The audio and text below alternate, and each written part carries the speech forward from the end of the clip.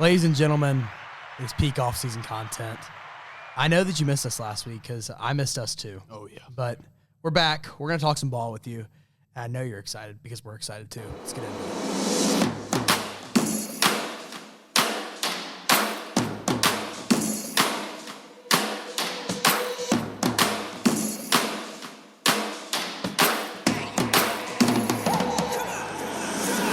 Ladies and gentlemen, welcome back to Benchwarmers. I know you missed us last week. We missed you. How are y'all feeling today? Pretty solid, man. It's a decent day on Rocky Top. Not too bad weather-wise. Can't complain. We're just excited, man. Ready to grade some teams today, man. Ready to grade the overall. Yeah, this is the episode we have been teasing since, like, the beginning. Yes. This is the official off-season grades episode. Andrew, how are you feeling today? You know, man, I'm doing all right. You know, once again, it's kind of I feel like it's a nice day. Not super sunny, you know, but just a little, I guess, like English soup, pea soup kind of weather outside. I like it. But yeah, I am also excited.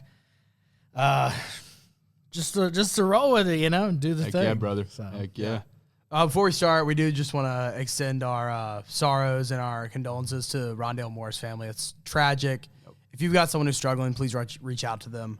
If you are struggling, please don't be afraid to reach out. And just tragic, man. Rest in peace to Rondale Moore. It's really sad. I just want to shout this out. Madden Demon. Oh, yeah. That dude is one of the craziest dudes to pick up in Madden every year without doubt. I will never forget his performance against Ohio State when he was at Purdue. Dude, that was incredible. He is an absolute dog. Rest in peace. Rest in peace to Rondale Moore. Let's just roll right into our episode here. Get the morale up just a little bit here.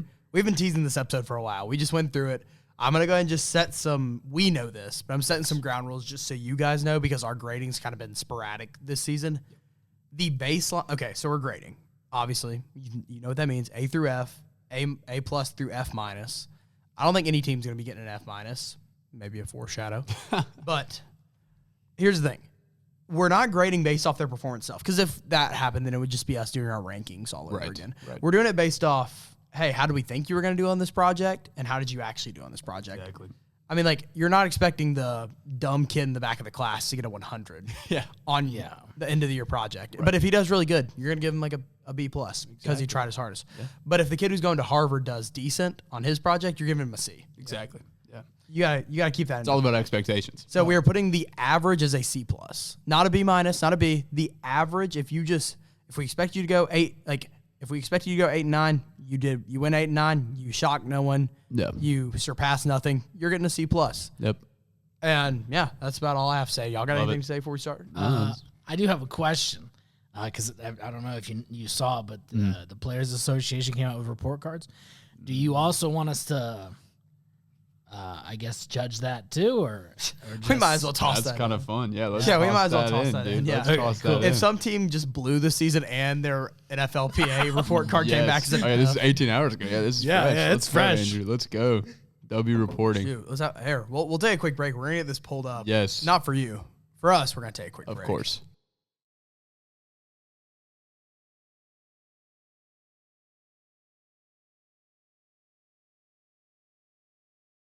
All right, we pulled up the report card. We got them all. We had a little initial reaction to them. They're really funny. They're always funny every year. You should definitely go check them out because the things they grade off are also kind of funny. Like, you know, you'd think like, oh, facilities, coaching. Yeah, no, like they got like the nutritionists and dietitians on there. Yeah. They got the food and dining area. Yes. Not the food, just the area. Yep. Treatment of families. I mean, that's important. That's important. Big. That's big. Love to see that. Yeah, and then the rest of them you got like pretty standard stuff. Like the only other like strange one might be like team travel, if you think that's kind of a weird one. But I would assume the Patriots are really the only team that gets like A pluses on that because they got the Air Patriot. But let's just roll right in. We're gonna go by division, just to keep it simple, just to following it. We're going never eat soggy waffle style. AFC first. Start with the AFC North. Let's go with the Steelers, first team off our board. Yes. I am going to give the Steelers a B minus. Oh, okay, yeah. Simply because they're about what I expected. I think maybe 10 wins was one more than I expected, honestly. Yeah. And I also didn't expect them to win their division, but I'm not really giving them that many props for it because the rest of their division kind of just fell apart. Exactly. Yeah. I mean, I gave him a C+, pretty much the exact same reason. I lowered him a little bit only because of how surprisingly bad their defense was. Because, I mean, in the Tomlin era, it's always been dominant, and then it was just not there this year, surprisingly. So, yeah, I mean, I went with a B-. They did surpass my expectations. Yeah. Only a little bit. Yeah, only a smidgen.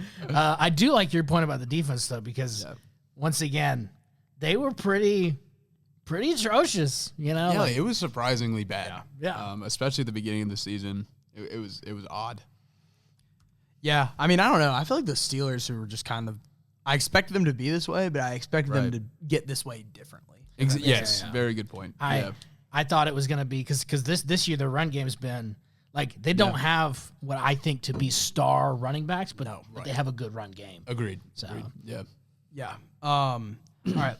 Now, I'm telling y'all, this is going to be a great episode because we're going to be choppy on these. Oh, yeah. Some teams we're going to talk about for a while. Yeah, but, I mean, the Steelers, about what we expected. Hey, you'll see those mid-range teams. We ain't going to talk to them about too much. Next up is the Ravens. I really didn't know what to give the Ravens. Oh, I knew. They had so many injuries. Yeah. I'm giving them a D. Okay. Because I'm changing I'm live changing my thing. I originally had a C-, but the more I think about it, I'm giving them a D. Yeah. I understand they had a lot of injuries, but they had Lamar every game except like 5. Yeah. Which those 5 they didn't even do that bad in, honestly. yeah. I can't blame them a ton because they did obviously deal with injuries, but they go 8-9 with one of the best rosters in the NFL. You just can't do that. No, yeah. I'm giving them an F straight up. I mean, they were supposed to be a Super Bowl team, and they came out, where did they start with 1-5, I believe, when they started out? Something like that, yeah. Yeah, so, I mean, again, it was Lamar being out didn't help there. But every team has injuries, so that's just part of it. I mean, it's a whole team. So I do factor that in a little bit. But when your division was so weak and you only had a few injuries across the board, it was really atrocious to watch. Again, the defense was absolutely abysmal. Yes. Again, injuries, I get it. But my gosh. And then it comes down to one kick, and you can't make the kick, and then your head coach gets fired. Like, I mean, at the beginning of the season, you're supposed to win the Super Bowl, or at least go. Yeah. And your head coach gets fired at the end of the season, you miss the playoffs. So that's an F to me. Because I was tossing it. I was like, do I want to be like a D? Or, and, you know, I guess I got to agree with you, man. Like, it's got to be an F. Because once again, like, we talk about their expectations, which is expectations for the Ravens. Sky high. Yeah, sky high. Yeah. You have an MVP quarterback. Yep. An MVP running back, like level, you know. One of the best running backs of all time on both at any level. Right? You look at what he did in high school in Florida. You look at what he did in college. The man's a monster. Yes. And then you have a solid, like the pieces for a solid defense. Yeah. You couldn't put it together. When Lamar was hurt, for whatever reason, we decided not to run the ball. So dumb. The coaching made poor decisions. The whole thing was just terrible. And then, of course, it misses on a miss, or you end the season on a missed field goal. It was just the cherry on top. A horrible season. So. Yeah, and I guess it did lead him to a closer promised land because I do think Jesse Minter was a fantastic hire. But true, yeah. I mean, I don't know. I think I am being generous with this grade just because I'm a Ravens hater and I have to suppress my urge. Oh, I feel you. And you want to repress the bias, even it out. Yeah. And just make sure. Also, question: are we factoring in offseason at all, or no? I mean, I think if teams have already made moves this offseason, you can toss that in. Okay. But just like a little nugget, like maybe from a C- to a C, something like exactly. that. Okay. Yeah. Like no predictive stuff. Right, I'll give him an F plus. Yeah, that's fair. I about just had a heart attack. I'm not gonna lie. It just said why the Titans and Edge, Calonge Chason are a perfect fit. And I saw Titans and Calonge Chason, and I was like, oh my god! And then, but yeah, no, we speculatory. And I was like, oh wait, this is not free agency period yet. Yeah, true. But anyways, next team, we're going to the Bengals. Yep. And I am bouncing between two grades for them. Yeah. I'm bouncing between an F plus and a D Oh wow. Okay. Yeah. Okay. Interesting. And go on. It's simply because their defense might be the worst NFL defense I've ever seen. Over a long period of time, too. And it wasn't like, oh, they're bad for a couple weeks. No, they're bad the entire season. Yeah. They were genuine. They let Caleb Williams put up almost 500 yards. So nasty. That game was hilarious. Which, to watch. Caleb Williams is a good quarterback. Yeah. But he's not a 500-yard quarterback. No. Yeah. And I mean, this team sucks. Like I've never seen an NFL team build so hard around like really 3 players who are actually 4 because Trey Hendrickson does get built around. Oh, yeah. Like Trey Hendrickson is a demon. Yep. Joe Burrow is a demon. Yep. Jamar Chase is either the first or second best wide receiver when he's on fire. Yep. And then you can maybe toss oh my God. T. Higgins. T. Higgins, yeah. Fun fact, I voted next to that guy in the last Are you serious? Yeah, he's from my hometown. I didn't know that. Really? I didn't know that either. He came home, I guess, to do his voting. Where did he go to high school? Do you remember? He went to oh my God, he went to a private school. I assumed I could have assumed. But yeah. I'll look it up. But dude, that's crazy though. He is from the Gallatin area. Yeah. Okay. Oak Ridge. Yeah. Yeah. I know Oak Ridge, yeah. That's hilarious. What the heck? Yeah. Like it's something like he was born in Gallatin or something. Right. And then literally I get it. Yeah. Yeah, right next to it. It was So sick. funny, dude. And he was on my fantasy team at the time. It's like I was. Oh, you were. Yeah. He like I was like, yeah, man. I was like, you've been cooking for me, and he literally looked at my fantasy team. He was like, yeah, man, you got a good team, man. I was like, Let's go, dude. thanks, bro. T. Higgins approved. T. Higgins approved. Yeah. Let's go, dude. It was so funny. That's hilarious. It was like a whirlwind because that was my first time voting. Too. Yeah. It was just a whirlwind because I was like, And hey, I'm T. Higgins. I was like I kept looking over because And I approve this message. massive dude. And the lady right beside me was like, did you play football, son? I was like, did I? Yeah, and he was like, yeah, I'm on the Cincinnati Bengals right now. And she's like, oh, that's so cool. I kept looking over, I was like, dude, that's T. Higgins. I know that is T. Higgins. That's so crazy. But anyways, I've never seen a team build around 4 guys so hard just to flop so badly. Well, yeah, just to make like the wrong decisions with building around them every time. Like even Chase Brown was buns this year. Yeah. He maybe had an okay end of the season, but it was because, I mean, who really cared playing against the Bengals by the end of the season? Yeah. I mean, Zach Taylor sucks. Yeah. The whole front office for the Bengals sucks. Horrible. Ownership. Yeah. Terrible. And yet we're keeping Zach Taylor. I don't get it. Yeah, and I it's to the point where I feel genuinely awful for Burrow and Chase because they are the best quarterback wide receiver duo in the NFL. Yeah. And it's by, well, the margin might be getting closed by Darnold and JSN right now. Well, And- I think for recency bias, but if you look at just the span of time, Right. yeah, and pure production, give it to it's him. not even close. Yeah. But God, I'm going to the F plus. Dude, I was way more generous. I gave him a C-, but you're making some good points here, man. I mean, that defense alone deserves to drop him. I'll give him a D. I guess I'm trying to really remember the expectations. I guess I kind of figured they could at least fight for the division. Yeah. And they didn't do that at all. So, I'll give them a D. Yeah. Well, I mean, if you look at I'm literally treating this as a school project. If you look at the other projects around them, Right. they were all not good. Right. And you couldn't do anything. As better as I am. And you couldn't still separate couldn't. yourself. Exactly. in any manner. Which I'm gonna go with a D-.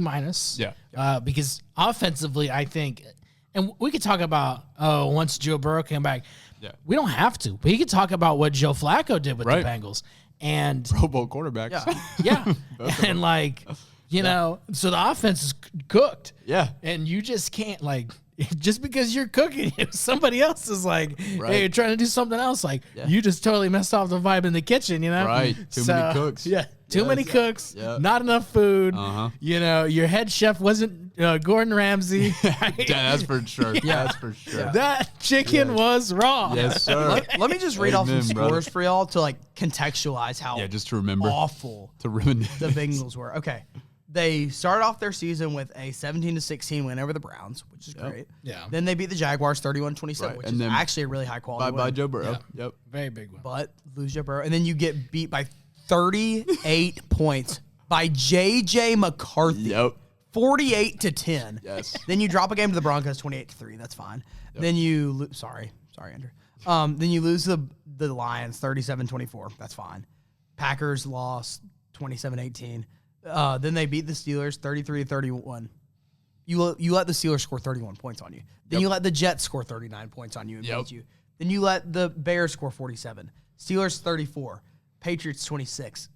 And then This is horrible. Bills 39. Ravens 24-0. Then Dolphins 21. Cardinals 14. And then you get beat by the Browns in the season. Yeah. That's a terrible, That's a terrible season. year. Yeah. Yeah, I mean, again, though, I will give them – I'm not giving them an F- or an F. I'm giving them an F+ because there is some hope. There's some hope. Like Yeah. they didn't like as long as you have Joe Burrow and Jamar Chase, I don't really care. Agreed. You can win a game. Yeah, you're going to be in a conversation. Yeah. Yeah. But damn, like these last 3 seasons for them, they got Abysmal. turn around. Abysmal. Yeah. And I mean, I don't know. You might have to blow the team up at this point. Yeah. I mean, it's already kind of blown up defensively. Yeah. Super blown up. Yeah. Just piece out what you can piece out and get what you can get. you know? Yeah, I mean, Joe Burrow might quit football, so there's that. It's aspect so too. strange having to say like, hey, you have a top 3 receiver in the NFL. You have a top 5 or top 5 quarterback in the NFL. Yeah. You have probably the best wide receiver 1, wide receiver 2 pairing Oh, yeah. in the NFL, but you need to rebuild. Yeah. It's ridiculous. Not enough. Yeah. It's a team Yeah. game. Yeah. The Bengals are the number 1 example of Right. football being a team game. Exactly. Anyways, this team is another one where I didn't know how to grade them. Oh, any more thoughts on I the know Bengals? how to grade them. Okay, let's go. Yes. I'm the Browns. All right, and should we Andrew, go? if you want to go Yeah, first. let's go ahead. I do want to go first. So I feel like we are talking about the Browns here, right? So Of course. let's be 100. Yes. Okay. I actually was really surprised by the Browns Yeah. doing like you get 5 wins. Yeah. I thought they might have gotten 2. You know. Yeah. So like I think that they did okay. I'm gonna go with a C. Once again, my expectations were what's the word? Exceeded. Yes. Right? Right. But I didn't have very high expectations. Yeah. So you look at. I think their defense regressed, especially at at the back position. So your cornerback, safety, stuff like that. Obviously, Myles Garrett had a Myles Garrett year. Offense. You look at all the rookie pieces that they got. Yep. And I'm still waiting for them to like really utilize like Dylan Sampson, because Yep. they just used Judkins pretty much all season Yep. until he got hurt. So yeah, I mean, I think if you look at it, and fingers crossed with their Todd Monken, he's over there. Yeah. Yeah. I mean, it's hopeful, and it's so sad to say that they only lost one more game than the Bengals did, and if on paper the Bengals are just astronomically better than they are. Right. So I'm going with a C. Yeah, I'm going with a B-, but it's kind of weird because, at this point, it's off-season content. We're changing our rating up 1 to, a PG-13 show, just letting y'all know. Alex totally approved that. I expected ass, and we got ass. Yeah. I mean, Yeah. it's not – it wasn't shocking, record-wise. They were not an easy team to play. If you had the Browns on your schedule, you were probably going to win, but you were It going was to like a little frisky game. Yeah, you were going to win Yeah. you were going to have to win a scrappy game. Right. And you were going to get sacked like 4 or 5 times. Yeah, I was about to say, by the way, Miles Garrett's body was a going to be on top of monster. your quarterbacks Yes. at least twice a game. Yes. But here's the thing. At the end of the day, they had the best rookie class that we've seen in a hot minute. Yep. They hired Todd Monken, who is I was literally going to say something about that, who is a 2 running back set guy. Right. Yeah. And they have 2 running backs who have proved this season that they are ready to be a 2-headed monster. Yep. The only thing they really need is a true wide receiver 1. And they honestly have a competitive team because they got bust down by AP at QB. And yeah, he's a quarterback. he's something. Yeah. I mean, I don't know. I feel like Todd Monken could honestly do something decent with Shadur if he can just allow Shadur to grow, which I think he will. I don't know, though. I mean, I gave him a B-, which is ironically tied with the highest grade for their division. I know. That's the funniest part. Yeah. But yeah, I agree with you, Andrew. I think the Browns actually kind of exceeded expectations. I know. Not by a ton because they were still ass. Of course. But you have a new sack leader, all-time NFL sack leader. That's huge. Yep. You have a lot of pieces to play around with. Fannin looks amazing. I was about to say. Your running back room looks amazing. I think Carson Schlesinger might already be a top 5 linebacker in the NFL. Yeah. You have a ton of pieces that really showed out this season. Yeah. The only problem is that your offseason so far has kind of been terrible. I would have given them a B+. The only problem is that you're the Browns and you you're- always find a way to be the Browns. muck it You up. always find a way. And I don't we're know the how. Cleveland Browns. Where we mess up everything. So yeah, I gave them a B- too. There's a lot of outlook that is looking good for them, but I'm a little nervous because they're in Cleveland. But yeah, I gave them B-. They're the one team out of my entire ratings that got knocked down the most by what they've already done in the offseason. Yeah. Got affected the most. Because yeah. you had really a beautiful segue directly into Jim Schwartz being your head coach. Yeah. Who was also we've never seen him as a head coach. Right. But he is a old school guy. Yeah. I assume he's a ground and pound guy. You'd have to assume. If you're a defensive guy, you're a ground. I mean, look at Robert Saleh. Robert Saleh specifically called on, like he says in the press conference, he's like, if I was the play caller, I would run the ball every play. Exactly. And you don't want to see that. That's why he called on Daboll. Yep. Like, I mean, I don't know. I feel like the Browns were a B+. They made some really crappy hires in the offseason, though. If Todd Monken does create this system to be a great 2 running back system, it's awesome. Yeah. I'm here for it. I'm here for it. And I'm here for the Browns to be good. They're kind of like a lovable loser. Yeah. I feel like the Titans, Lions, and Browns are the lovable losers. They're whenever they're good, the whole country's like, you know what? Good for y'all. Good for you guys. Like anytime the Browns and Titans play, it's like, oh yeah. You know it's about to be a great game.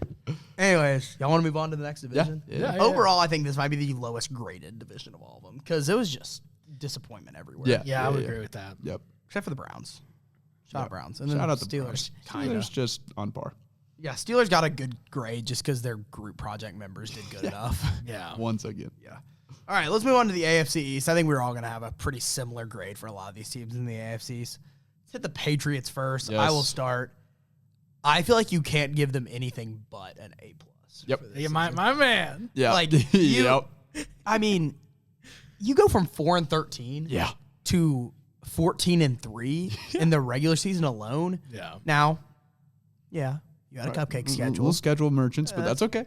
That's fine. Even in the play, I still don't understand how they were able to be a playoff, schedule merchant for 19 games. So funny. Even the games they lost, they were schedule merchants. So funny, bro. Hold on, I'm pulling up their schedule right now. Yeah. It's actually ridiculous, the schedule they had. Their So only funny. losses this season, because they're actually kind of funny to see who they lost to as well. You drop one to the Raiders. Yeah. The first That's game of the hilarious. season, you drop The to first week. Raiders. Yeah, how funny is that, dude? Then week 3, you drop so to the funny. Steelers. Yep. Then your final loss was to the Bills, if I'm not mistaken. Yeah. Which Yeah. the Second Bills, time. that's fine. And they were up by like 3 touchdowns Yeah. in that game, and then the Bills came back. Yeah. Literally, and you only put up 26 against the Bengals defense. Sorry, I got to take another shot at the Bengals. It was free. They were schedule merchants. Then you play. Oh, yeah. The Chargers, who were banged up. Yeah, you play the banged up Chargers. And you only play, put 16 on them. You play C.J. Stroud, which shockingly they put up 28 points. However, 14 of those were from I was about to say, that was just, And then you LVP. somehow squeak by the Broncos, whose quarterback just magically I was about to say, the most miraculous Patriots BS ever. By the way, your quarterback gets outplayed by Jarrett Stidham. And I'm not talking kind of outplayed.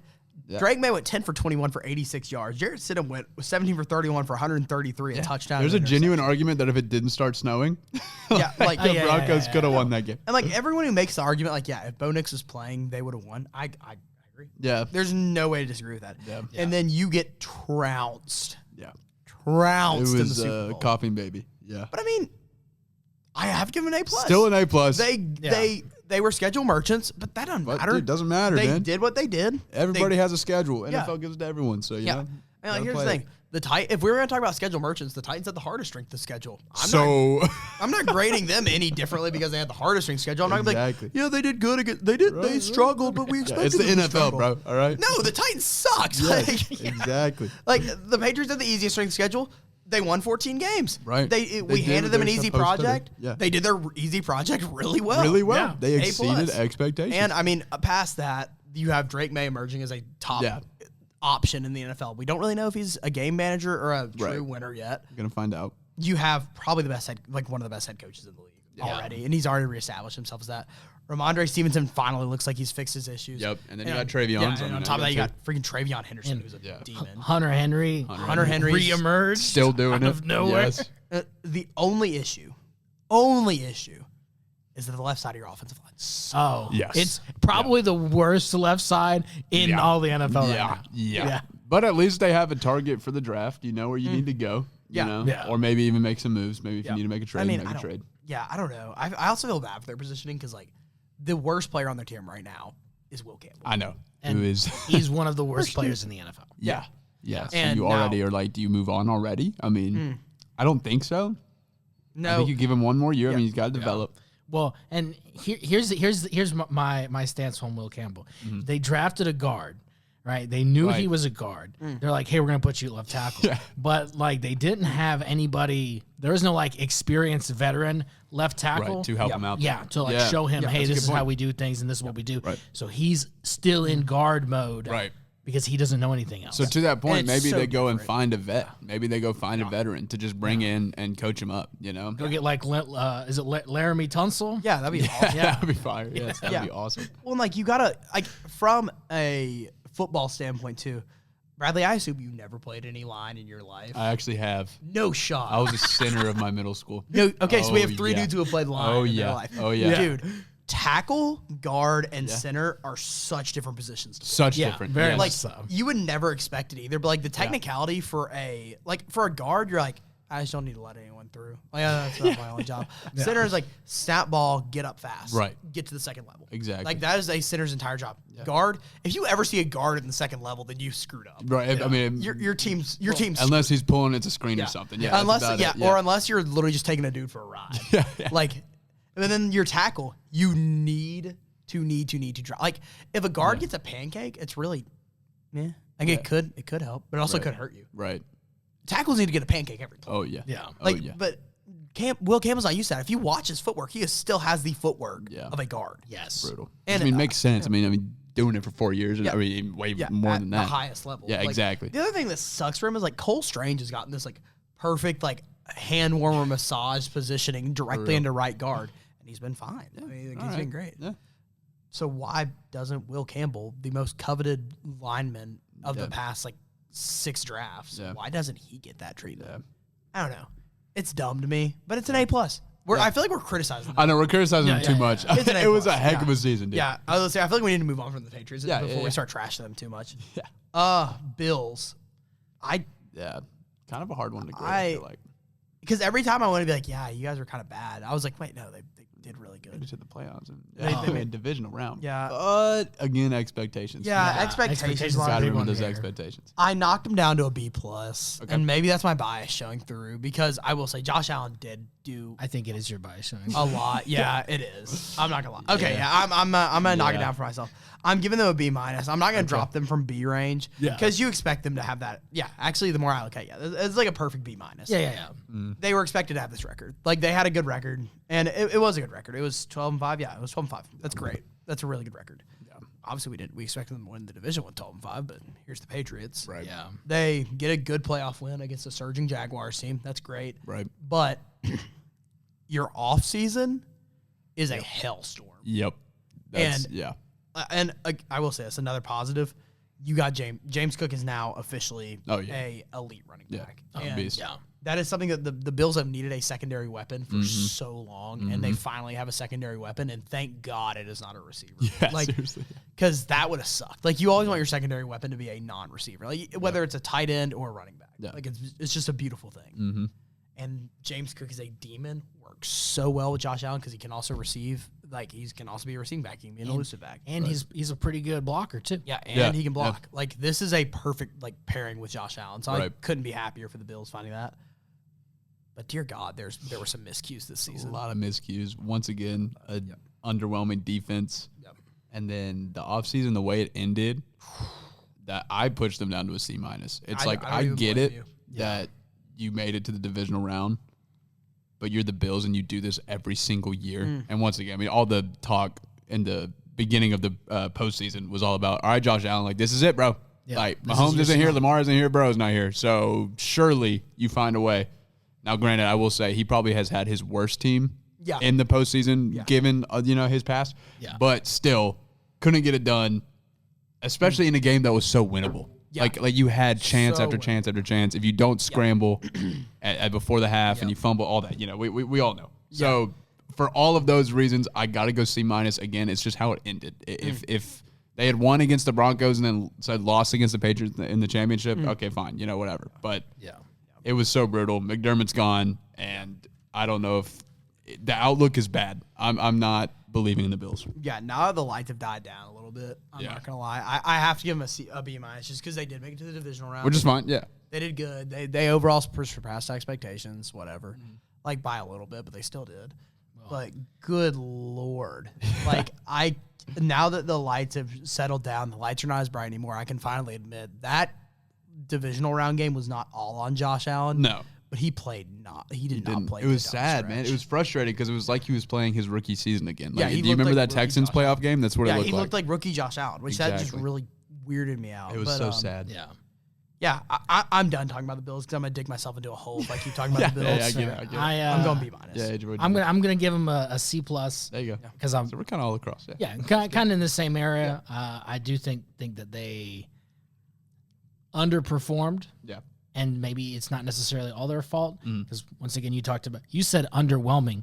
I'm gonna say non-existent. Like, where did your defense go? Seriously, bro. And they were like the most boomer bust defensive core ever because one game you'd watch and be like, this is whoa. like they were like the Texans and the Broncos, and then the next game you'd be like, why did the Jets move to Buffalo? Yeah, Right? seriously, yeah. And any team that gets beat by the Atlanta Falcons by 10, you don't deserve a B, right?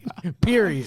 Good So point. that's where I'm at. Point. Love it. Also, as you talked about Greyson, the offseason has been I don't even know. I can't even put a word to describe it. A cluster, you know what? Yeah. I was gonna say. I remember we're a 13 show now. We can say shit show. This is awesome. There we go. Shit There it show. is. Yeah, There it is. that's the perfect word. Yes. I mean, I've never seen a team go into an off season like they were riding high. They really were not. Like they were riding pretty high, and then they just have they're throwing shit at the wall and seeing if it sticks. At this point. Seriously. Like it is that bad. I mean, you got your owner like calling out players. This What is are like we doing, Katie's bro? burner. Yeah. Yeah. This is bad. Stuff that the Jets do. Yeah. All right. Moving on. I'm not gonna lie. I did not realize this team went 7-10 until I literally looked at it this morning. I was like, Right. oh my god, they were 7-10. Yeah. I thought they had 4 wins. Yeah, I know. But yeah, the Dolphins apparently did not have 4 wins this season. No. They had 7, No. and for that reason, I'm giving them a C- Fair enough. because they were enough. underwhelming. There's no way to go be around. Yeah. Like, they were if there's ever like been a forgettable NFL team, except for Tyreek Hill's leg Yep. bending the opposite way. Yeah. They literally did not have a single like memorable moment this entire season. His leg bending and him being happy about it. Yeah, dude. Yeah, he was like, thank God, dude. I can be a Titan now. Yes. Yes, dude. I can look washed. Yeah, I was about to say he'll be a Titan and then retire. Yep. Yeah. Yep. Yeah, I gave him a D, and you're so right about them just being so forgettable. Like I was genuinely trying so hard to remember how did I feel about the Dolphins going into the season, and like nothing was coming to me. It was Tua kind of sucks, but McDaniel, that's good. You know, it was just like the basic thing, and I just could not remember. So I gave him a D because they were really bad. They were really bad to watch, and it was not fun. And I remember like they were still in the hunt at the end of the season, but like. No, we all knew, like, no. Yeah. So- I vividly remember around Christmas we were doing one of our Zoom episodes, and like we were reading the Like, team. wait a like, second. Apparently the Vikings are in the hunt. Yeah. Apparently the Dolphins are in the hunt. Yeah, seriously. Okay. Okay, sure. Cool. Ironically enough, 2 of the best graded teams that you just talked about in the report card are the Dolphins and the Vikings, if I'm not mistaken. Them for getting a really high grade on the report card. Like, Yeah, dude. they are the highest grade on the report Yeah, card. yeah. so. Miami is 1, and the Vikings are 2. There you go. Man, they sent Alex Earl while they were doing the For real, review. that's what it was. Yeah. They're like, oh man, this locker room kind of smells bad. But have you been to a nightclub here? We have Pitbull. I was Do about you to have say. anyone else? It's a 305. Come on, baby. Yes, sir. Yeah. We may have Tua Tagovailoa. We may have the worst concussion detection in the league. But But have you been to the club down the street? Pitbull was there last night. girl. Yeah. I don't know. I think my expectations were met. Yeah, okay. Once again, I didn't have super high expectations. In years past, the Dolphins have been competitive, which is a surprise if you remember the Dolphins of years ago. Oh, yeah. So yeah, I mean, I'm kind of, it is what it is. Yeah. I don't have anything to report about this. Just typical Miami doing typical Miami things. Yep. Agreed. Yeah, I mean, I have nothing else to say about Miami. The fact that we even squeezed out like 2 minutes of content Yeah, about that's the pretty Miami impressive. Dolphins is pretty impressive. I'm not gonna lie. Yeah. We're getting really good at this. Yep. All right, moving on. Lord. I have to laugh when saying the Jets just because like there's literally not an incorrect grade you can give the No. Jets. Like you could give them an A plus and I'd be like, Oh yeah, they did. They won a game this year. That is pretty impressive. Was pretty impressive. The Jets. I gave them a D because I literally cannot. I can't give them an F because the fact they won a game without recording a single interception all year. Is they were bum of the year. Impressive. They were bum of the year. If you look at their roster and realize that, outside of Garrett Wilson and Breece Hall, if you look at their roster and realize that they squeaked out, they got 3 wins this season somehow. Their points for were 300. Their points against were 503. Lord, they got a win this season, bro. Dude, they got an away win too. Yeah, they beat someone. Who do they beat on the road? Oh, they beat the Bengals on the road. Yeah. Oh my God, dude. I don't know what to say. Well, and also it's the Jets. They're getting a D. Yeah, I was about to say. I'm done. Yeah, D- from me. Y'all are giving them Ds? Yeah, what are you giving them? I mean, once again, I didn't have super high expectations, but this 100% is an F. Let's just, for the record. New head coach, and it went as bad as it possibly could. Yeah, and he's a defensive-minded head coach. And yet. Worst defense. One of the worst defenses in the history of football. And you let go of your 2 best defensive players. They're gone. Yeah, and they traded for Adonai Mitchell. Was it them? Or was it? Yeah. What did he do? Yeah, drop a lot of balls is what he did. Yeah. And then now, if you look currently at let's just talk about their quarterback room now. Right? Brady Cook. Okay. Maybe he's got something going for him. Hendon Hooker. What has he done since college? Sat the bench. Tyrod Taylor. He's old. He's probably not going to be there. Nope. So, the Jets have gone to a place from which there is no return. And my heart goes out to the people and fans of New York, because this is the worst situation you could be on a football level. Yeah, horrible. Imagine the Jets fans are like, you know what? I'm gonna be a little different. I don't want to be a Knicks fan. I'm gonna be a I was just about to say that. If you're a Jets and a Nets fan, holy. And then on top of all that, imagine being like, yeah, man, and you know what? I don't want to root for the Yankees. Yeah, let's go I'm Mets. root for the Mets. If you're the Ets New York fan, you're great. Yeah, I mean the Jets, Nets, and Mets. My goodness. I didn't even realize that. Yeah, oh my God. Yeah, the trifecta of ass. Yeah. Well, are the Rangers in the in Rangers that are area too? Awful this season, Yes. and the Islanders are pretty decent. So there you go. If you're in that group, Lord have mercy. I'm so sorry, dude. Well, and also, the Giants are kind of struggling, but you got hope. Yeah, you got hope. That's a preview, I guess, for our Giants pick. Yeah. Not really, but kind of. Really. God, I'm so sorry. The city of New York kind of deserves it, bad. But they don't deserve it. Yeah. If you were born into that, I'm sorry, bro. Yeah. I'm sorry.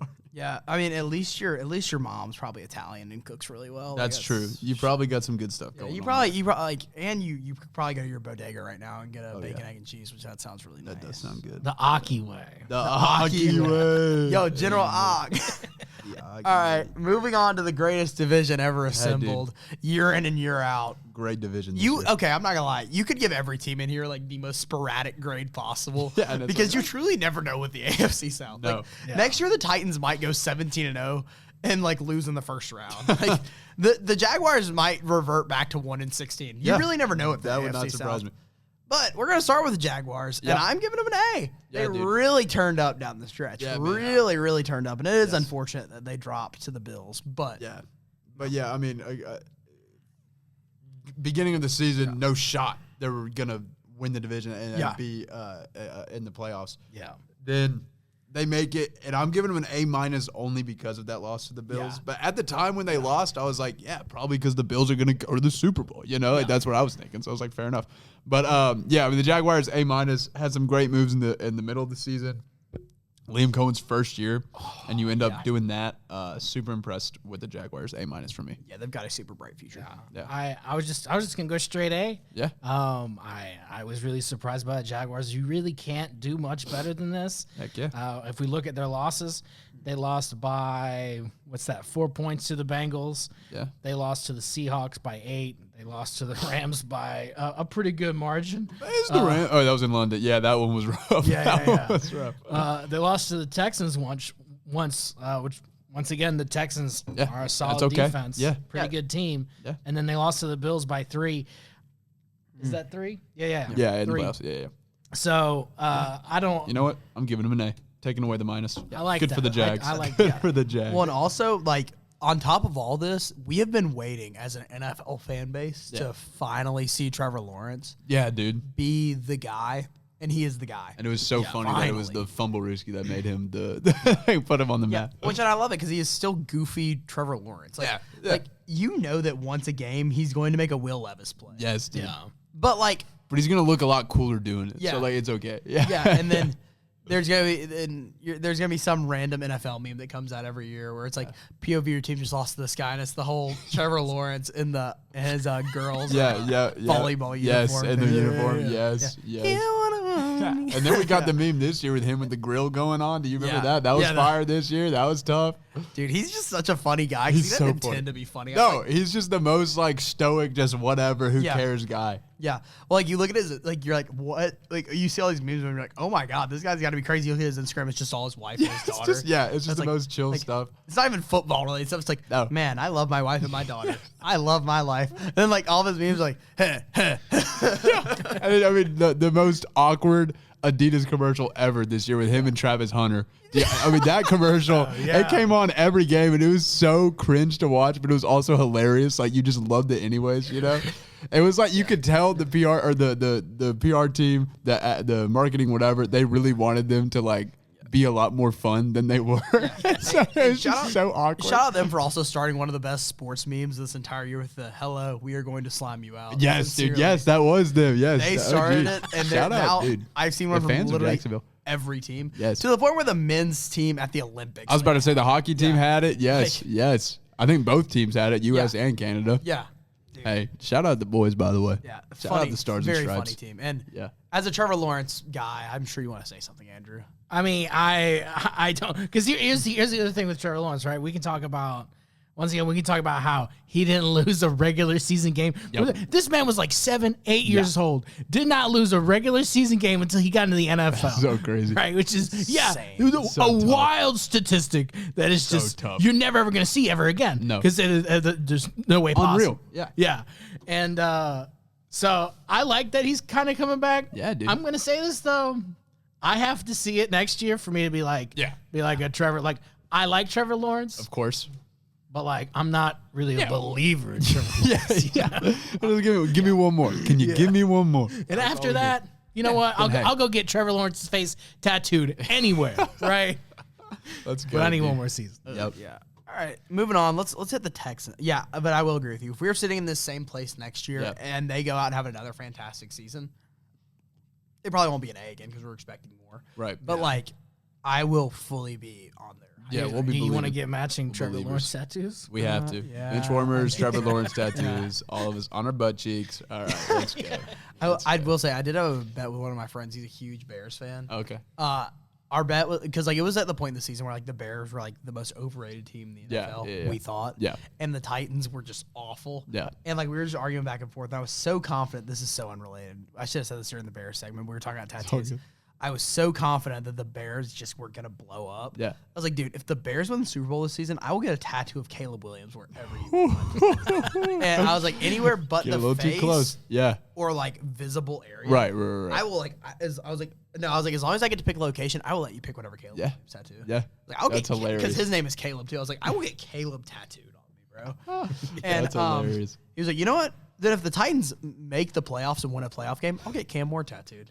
And neither of them happened. I was about to say, neither of them Look at happened. that. Yeah, I remember on this show, I said that the Bears weren't going to win another game. I think it was like maybe week 11, week 12, and holy, I was wrong about that. That's just a rough. preview for our Bears pick. 'Cause Yeah, they're- yeah. You know what our Bears grade is going to come be on, pretty come much. But let's move on Yeah, to the go Texans. Yep. I'm giving them an A minus. Yeah. They did. Fair enough. Their defense was honestly, I expected them to be a top 5 unit. Yeah. Didn't expect them to be one of the best defensive units in NFL history. Yeah, they're so dominant, dude. They were awesome. Yeah, but then all that's great. Like, Then and there's honestly, the man on the their other side of the field. their defense is enough to bring them to an A+++. Yes. Yeah. Genuinely. That just shows you how good their defense is. The fact that they got an A- with CJ Stroud I was about to being say. as awful down And the the stretch as he anchor. was. Yeah. I was tempted to give him a B+ just I because. gave him a B+. Yeah, dude, one singular play that just shows you how bad. Like you I was about need to a good say. quarterback. Yes. And Also, the whole Joe Mixon situation. That was so weird, man. Yeah, my brother drafted him in his fantasy team. That was disappointing, but yeah. I drafted him really late, so I wasn't too mad. Yeah, it was late. Yeah. But, yeah, I mean, again, defense, incredible. Made it to the divisional round. Kind of did exactly what we thought they would in the playoffs. But before the season, I didn't think they'd be that great, so impressed with them, B+. Exactly. That was my thing. I didn't think they were going to be too great. Also, I didn't expect their wide receiver core to be as nice as it was. And now with Tank Dell coming back, I mean, because they're expected to retain everyone too. They're going to have, as long as they can find a competent quarterback next year. Right. Nico, Tank Dell's going to be back, which, by the way, oh my God. Yeah. Have you been seeing the videos of him working out? Oh, has he just been a freak? Dude, is he living up to his name? But his knee is actually, it's disturbing. Oh, I did see that. I did see his knee. It's honestly disturbing. Yes, but it is. I mean, it makes sense. He literally had to get his entire knee reconstructed. I did see that. Like, he had to get apparently had to get plastic surgery on his knee area just because it looked so bad. Yeah. But yeah, I mean, he looks like he's moving around great, and then obviously you got Charlie Kirk in the slot. That's huge. I'm so sorry. Yeah, but I mean, it's a great wide receiver unit. Yeah. It's honestly a great offense. They got a fine offensive line. They got a top 2 defense, and the fact that the Broncos defense exists at the same time as the Texans is kind of funny and insane. Yeah. If we could just resurrect rookie year CJ Stroud, we'll be all right. Do you give him another year? I think you got to pick up someone in the offseason to challenge him. Yeah. You got to give him a spark. Yeah. Because, Lord, it's so bad. He's so bad. Andrew, what do you think? You know, because I was kind of torn, too. I do want to say, if we're – I think as a team overall, I think realistically I want to go with like a B+ or an A-. So there's something in between that I could do, then we'd be great. But B++. Yeah, but I'm gonna say this: the defense is so good. Yeah, and CJ Stroud. You look at his interceptions, right? 13 for that. That's regular season and postseason. He's had 20. Well, I guess this is a regular season statistic, so I'd have to pull up the. He's had 25 throughout his entirety as a starter. In the regular season. And he had 13. Right, just this season. So which once again, I don't know if they're counting the postseason turnovers. Right. But yeah, 100%. They have to do something with CJ Stroud, and because I am so hesitant to give an A. Yeah, just because of how bad and inconsistent he is. It was so disappointing and frustrating to watch. And I'll say this too. I do want to give a quick shout to this. They did fire their quarterbacks coach yesterday. That's good. That's an interesting move. I mean, that's correct, obviously. Right. But I don't know how much that's actually going to do. Because I guess we'll find out. And it's not even a play calling issue either. Because their play calling is fine. Yeah. Also, I want to say this: D'Amico Ryans is probably the most underrated head coach. Easily. I agree. I agree. I mean, he might be a top 5 head coach, and people just do not give him. Yeah, nobody, because he's the coach of the Texans. Yeah, because he's a quiet coach. Too. Yeah. But let me just read y'all some stats real quick, just from CJ Stroud. And this is not a CJ Stroud bashing show, but it's a CJ Stroud bashing show. I would like to bash. All right. So first and foremost, I just want to say his completion percentage just stayed the same. He has had 63.9, 63.2, and 64.5. Just going down the line. So this year he actually has highest completion percentage ever. But the fact that it was only up by 0.6, I don't really care to pretty stagnant. Give him a grade for that. 2023 season, 4,108 yards, 23 touchdowns, and 5 interceptions. His touchdown percentage rate was 4.6. His interception percentage rate was 1. That is ridiculous. Yeah. And then his ball succession rate, which is just like how well his decision making. Well, I'm on Pro Football Reference, which they got some crazy stats for this kind of stuff. 46.7%. That is really nice. And then in terms of his 2024 season, he had 3,727 yards, 20 touchdowns, and 12 interceptions. So huge regression on the interception totals. Almost a 1.3% downgrade for that. Yeah. And this season, he barely squeaked out 3,000 yards. Had 8 interceptions and 19 touchdowns. His touchdowns aren't really dropping that badly. The problem is his yards are dropping really badly. So weird. And when you have that defense, that's pretty impressive to not put up a lot of yards. Because, I mean, they're causing punts and turnovers left and right. Yeah. So you have the ball. I'm trying to see what his yards. His yards per attempt is only 7.24. Yeah, that's interesting. It's maybe there is some play calling there. I don't know. I think it's a confidence thing at this point. He only took 23 sacks this season too. There's no way that something is bumming him down that much. Right. We could have an entire episode on CJ Stroud. Yeah, it's such a weird case, man. Because it's if you look at his stats, it's really not that bad. No, it's not horrible. Like it's average. It's a lot of eye test. I mean, when you're watching him, you can just tell he looks flustered. Yeah, just very uncomfortable. Yeah. He looks like a rookie, and in his rookie season he did. He looked like exactly. Yeah. So it's strange. so weird. I don't know. Anyways, moving on because we're going to talk about CJ Stroud all day. If not, Yep. Colts. This one hurts. This one hurts really bad Yep. because I can't give them. I literally cannot give them an average grade. Nope. Because the first half of their season was that good, That's good. but I can't give them anything like Yeah. above that much. So I'm giving them a B- with a very strong C+. Yeah, lean. I gave him a C+. Yeah. I don't know. I feel like you can't drop them below a C+ because like they were expected to do nothing. They were right, And they started they were out average. as hot as you could be. But they were the best team in the NFL for like 8 They were. weeks. We love Jonathan Taylor. And then Daniel Jones got hurt, kind of derailed. Ruined sad. everything. Very sad. But yeah, I mean, I got a B- on them. I think I've said all my thoughts I needed to say. Yeah, I mean, at this point. it's just sad. It just sucks for them. Yeah, and Tragic. I don't necessarily agree with the B-, Mm-hmm. because once again, once we got into the season, they looked like they were going to go all the way. Before this season, though, where everybody was like, "Who are even the Colts?" Right? Yeah. So, I'm going to go with a C+. Yeah. But once again, had Daniel Jones not gotten hurt, and they actually who knows? did everything. Yeah, I mean, Yeah. who knows? Yeah. The world is their oyster. Definitely a playoff team, I think, with him. But Yeah. sucks. Oh, by the way, I totally forgot to mention. Abe is currently in. Where is he? Again? Oh, he's in. We froze him like Captain America. He's in like the Cairo chamber right now. He'll come back as a super soldier whenever he's back. Yeah. We don't know the time frame. He'll on that, grow, but- grow a foot. Yeah, he's gonna grow a foot taller. He's gonna be like 350 apparently, all muscle. So yeah, he'll just come back as a super It's soldier called pretty soon. the Andrew Patterson treatment. It is. It is. Yeah. No. In all seriousness, prayers up for. Yeah, he's fighting demons. Our dear Abe and Asa, they are fighting the flu.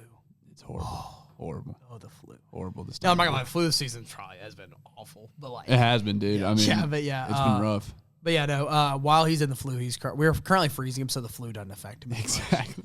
And then also the early indicators are that this team that we're about to talk about, we couldn't have two Titans fans here because it would get a little bit too violent, Too rowdy.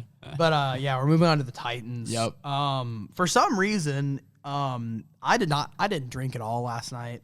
I didn't drink at all like in a while, honestly. Yeah. I put the Titans as a C last night. I'm disagreeing with myself. This is a freaking D- at best. Yeah. I'm gonna be kind and give ourselves a D-. I gave him a D+ just to help out. You were definitely sleepy when you did that. Yeah. Yeah, I did this. Maybe you typed the wrong. I'm the I do same dude. They're 99 close on the keyboard. Maybe you just missed it. Y'all know better than anyone. I do 99% of my notes at like 2 a.m. Yeah. And like, I saw you texted last night. Yeah. And you're like, still y'all get 10:30. text from me like, God bless whoever I end up working with one day.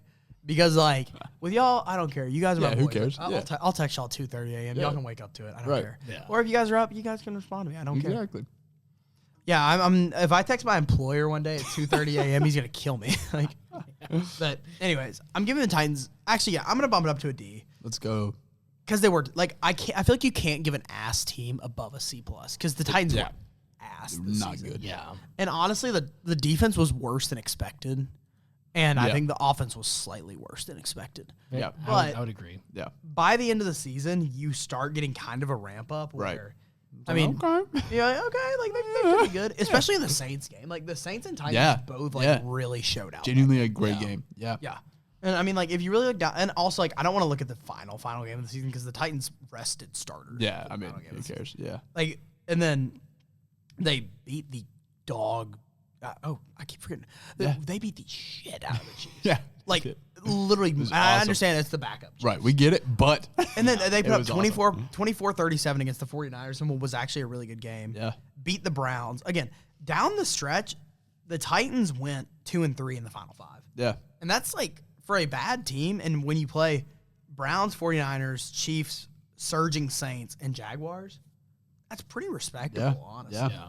Like, honestly, out of all the really bad teams in the NFL this season, I think the Titans have, from a neutral perspective, have the most respect from me because they had probably, honestly, the worst roster of other That's than the thing, Jets. Is Yeah, the yeah. roster They had- just sucks. They had the worst roster of all, like, the dumpster fire teams of the Right. year, and they were really not a team that you wanted to play down the Yeah. back. At the end. Yeah. they were scrappy. And also you do have one of, if not the best defensive linemen and like interior defensive linemen still. So yeah, for me, I had to give him a D+. The plus is DK.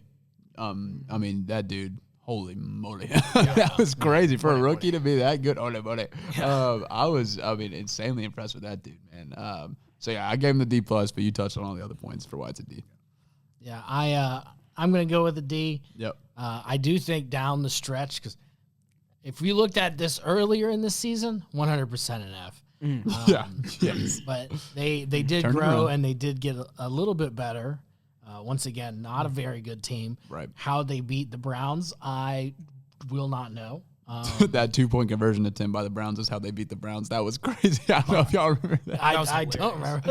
It was so funny. They ran backwards like 12 yards to try to get 2. It was a nightmare. Yeah. But yeah. So anyway, so I guess the Browns beat themselves. Whatever. Yeah. Shocker. The Browns browned in their pants. And also the offseason. We got to shout out the offseason. Yeah. I mean, my gosh. They've even we'll talk about the bald trade. crew. We'll talk about the trade later. But like the Titans so far have had I'm not offended to say they have had a top 2 offseason of all teams. It's pretty good. Yeah. And it looks like Borgonzi's going to be really aggressive in the offseason too, which is what the Titans need. Like super needed. The Titans right now they're not, and the thing that I respect too is we're not trying to win now. Like they're really not. Like even the Jermaine Johnson pickup, like that's not a win now pickup. That's he still has room to grow. Yeah. But putting him aside, Jeffrey Simmons, on a Robert Saleh team. Right. That's we'll give him some time. Let's let him cook. Let's let him get in that new stadium in the next season. That was Robert Saleh's sweetheart. In New York. So I know he was smiling ear to ear. Yeah. He was happy about that one. It was sad to see Big Meatloaf go though. I know. I shed a tear. I love Big Meatloaf. But, Titans at a D, but like the most respectable low grade. We're probably it's like, hey, you know what? Shout out. Yeah. Like did all you could.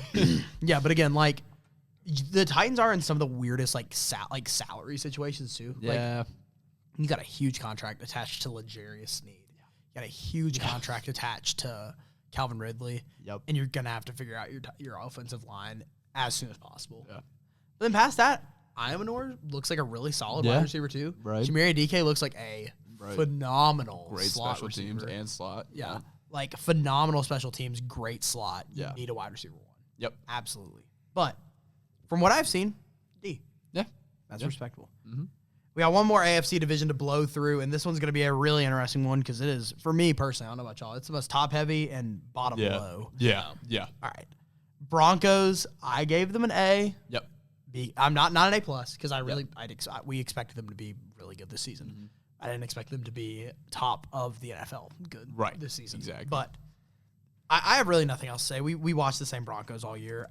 We kind of touched on them earlier. Yeah. They're an A. I mean, arguably maybe an injury away from the Super Bowl. And again, the weirdest injury ever. But give them an A. Defense was truly elite, same as the Texans, and they didn't have an offense that completely took them down like the Texans did. They weren't great, but they were good enough. That's an A. Yeah. See, I have to argue. I'm saying A+. Here we go. There it is. There you go. I think they thought were you would great. be. Yeah. Like, kind of shaky sometimes on offense. Yeah. But there were times when they did shine. Like I'm not gonna, No, and it's weird. They have so much room to grow too. Like honestly, the AFC could be screwed. Yeah, I know. Because there's a lot of AFC sleeping giants. Because here's the thing: in the NFC, like all the teams are kind of established at this point, except for the Lions and the Bears. Like there's a couple teams like they're like here and there that are kind of like building up. Even the Saints the Saints are kind of building up right now. Yeah. But the AFC East Bills are great. Yeah. Patriots are getting ready to explode. And here's the thing too: if you look at the Broncos' schedule, they only lost 3 games in the regular season. Yep. 2 of them were in the first 3 games on their schedule. Yeah. Right. And one was the Colts, and that was a fluky loss because remember that was like did they block the field goal, but it was a flag, or they missed. I think the Colts missed the field goal. There's a flag, and then they re-kicked and they made it. And then the Chargers game, and that was just a hard-fought game all the way through. That was a great game. Fine. So And both of those were really close too. exactly, yeah. I mean, it came down to the last play basically for both. They only got killed in one singular game. They only got That was the seriously. Jags. Yeah, who was their last one? Oh, that's right. That was Yeah, the dude. Jags Everyone was like 34-20. they feasted. Yeah, that was when we were like, oh, okay. Yeah, was like, Jacksonville. Okay, got it. Because in Denver too. Yeah, that was crazy. That game was awesome. Yeah. But like, Washington had I am terrified for the Broncos. Yeah, they're going to be come. really good. And especially because Bo Nix has room to take the next step. Yeah. If he doesn't, it's fine. Like it doesn't really matter.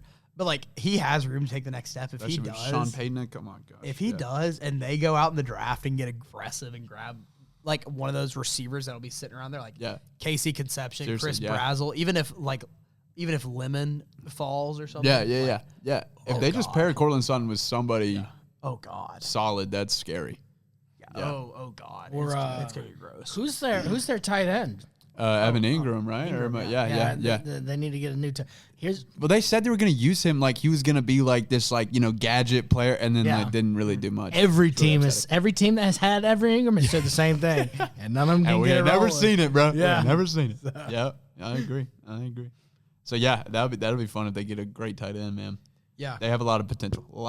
Tons of potential, and already, lived up to it. So speaking of tons of potential, I feel like I've spoken first on a lot of these segments. But, of course, we're going to throw it over. Yeah.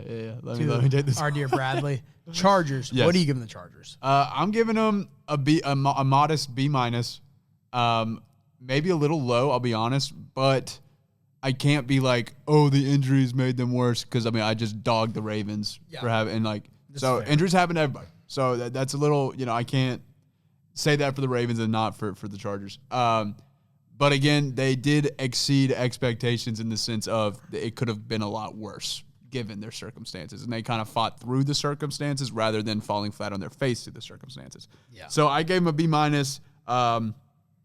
The defense was great for most of the season, not quite as like Broncos-Texans level, but great. Got to give them a B-. Herbert, 1 MVP vote. That's awesome in my book. Yeah. So funny. But first round exit once again. Just like that's great and all, but we need to see one more step from them before I can give them higher than a B- for me. That's fair. I'm gonna go with a B+. I love it. I do think that they deserve more credit than they're being given. Right. If you look at Justin Herbert, because I know everybody likes to talk about Justin Herbert. Oh yeah. He had less than 4,000 passing yards this season. Yep. His receiver with the most yards was Ladd McConkey. He had 789. Yeah. So, it's not like anybody's putting up huge numbers over there. But they do have a lot of young players, especially with Vidal.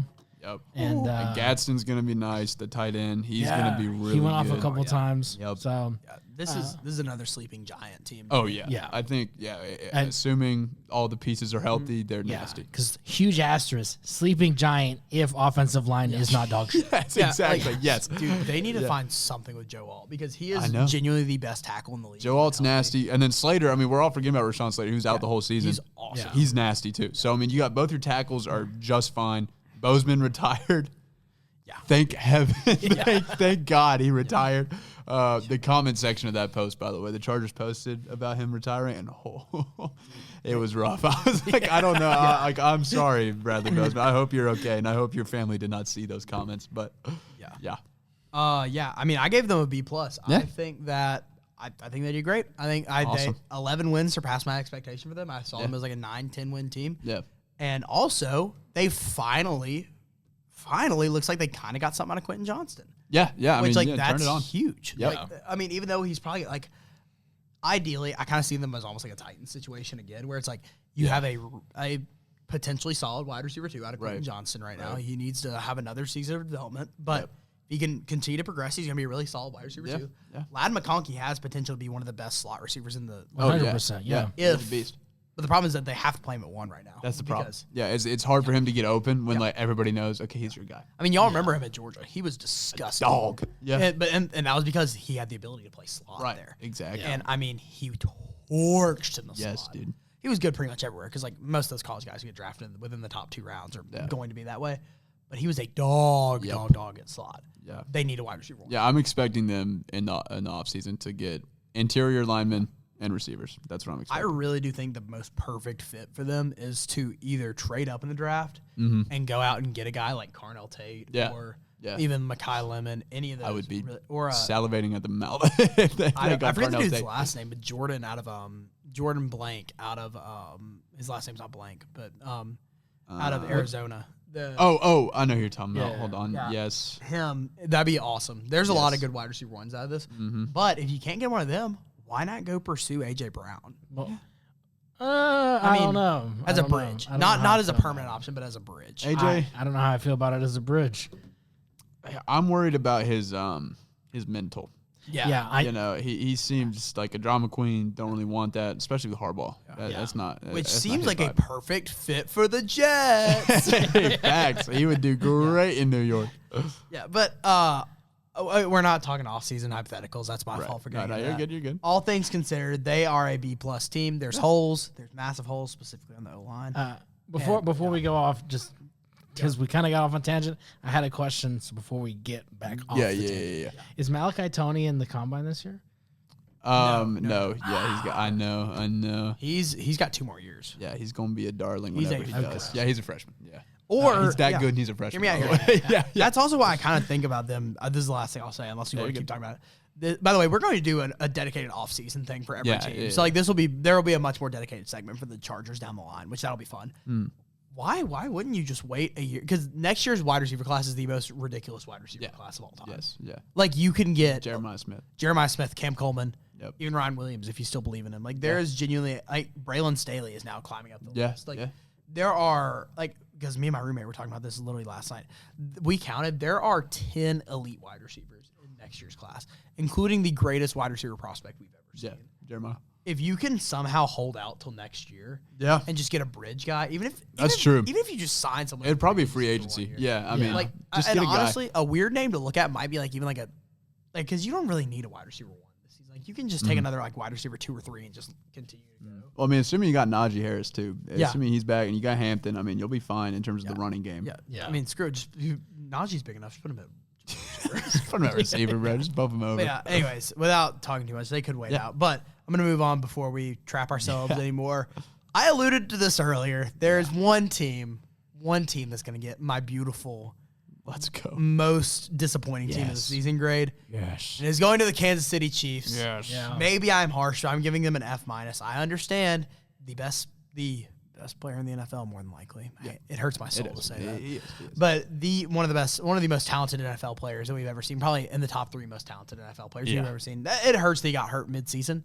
You got to remember, even at midseason, they were underperforming. No, I mean, he got hurt in the game that they got eliminated in. So And I will say, I do think that's slightly a ploy. Like, honestly. Like, I think he was slightly less hurt than they really wanted to admit. That could be the case. Simply to be like, oh, yeah, he was banged up.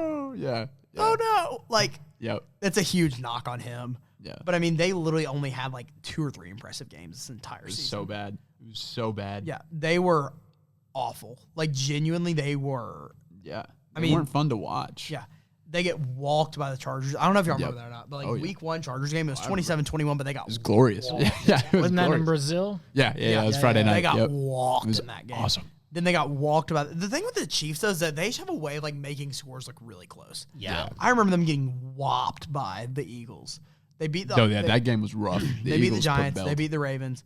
They had the Jaguars game, which was probably the most memorable game of this entire season, awesome. honestly. Yeah, so funny. Behind Bengals Bears, but that one was memorable for a different reason. Yeah. But yeah, I mean they just had a bad season. Yeah. They straight up just had a bad season. Only 6 wins. Yep. Which is so un-Kansas City Chiefs like. Most of those wins are against just crappy teams. Yeah. Right. The Ravens win looked good at the time, ended up not being great. The only good win that they have is against Detroit. Yeah. Yeah.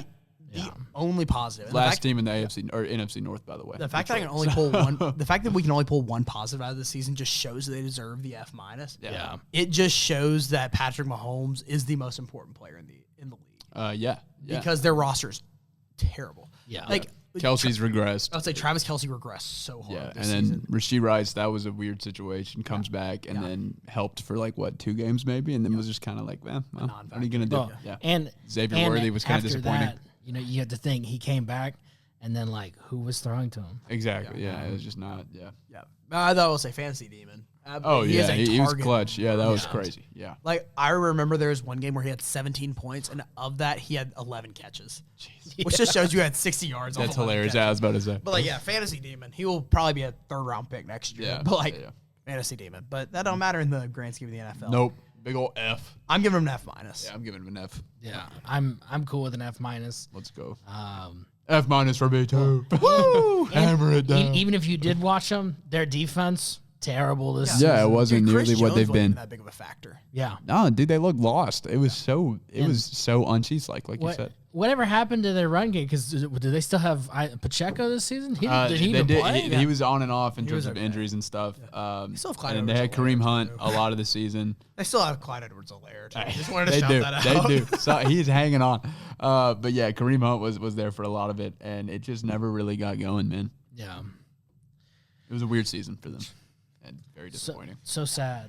Yeah. No, dang it. Yeah, not the Chiefs. No, our favorites. Anyways, moving on to the Raiders. Lord. I said that like there wasn't they're an F Yeah. because I expected significantly more than them. Yeah. Like I significantly. mean, they picked up Geno. We're like, okay, all right. You got Brock Bowers. Genty's coming to town. Yeah. All right, They here we got, go. Pete Carroll. Yeah, yeah. Max Crosby. Chip Kelly, right? Crosby, obviously. Oh And then, my God. Lord. Yeah. They were the hardest team to watch. Yeah, they were so bad. They were so bad. Yeah. I watched one game from them and that was it. It was like the Georgia Bulldogs versus a Pee Wee team. No, seriously, bro. Every game.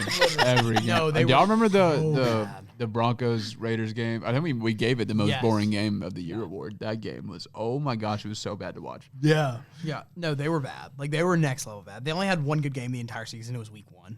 Yeah, seriously. Yeah, they beat a Super Bowl team. How many times did they get shut out this season out of curiosity? Because I know it was a couple times. One. Wait, she's like shut out, or just Shut like, out. Yeah, like a 0. 1, Yeah, 2. I guess. You got shut out twice. Twice. Getting shut out twice In one the season. NFL's pretty And it was sad. the same score both times. Let's see every time they scored Yeah, 10. 31-0. Let's see every time they. Let's just see every time they scored only one touchdown in a game. Yeah. One or less. One. Well, they seem to score pretty decently. That's good. It's just Or, Yeah, they didn't score more than the other team a lot, guess so they couldn't that's stop part of the nobody. problem. which that even being said, I couldn't tell. Like the only defensive player I could tell you on the Raiders is Max Max Crosby. Crosby. Yeah. they had 7 games where they scored one touchdown or less this season. Holy. Yeah. But the weird thing is, like in the games they did score like more than one touchdown, they were actually like, been Close like, some games. pretty Yeah. good fights. Yeah, there were just 7 games where they were just awful. Yeah.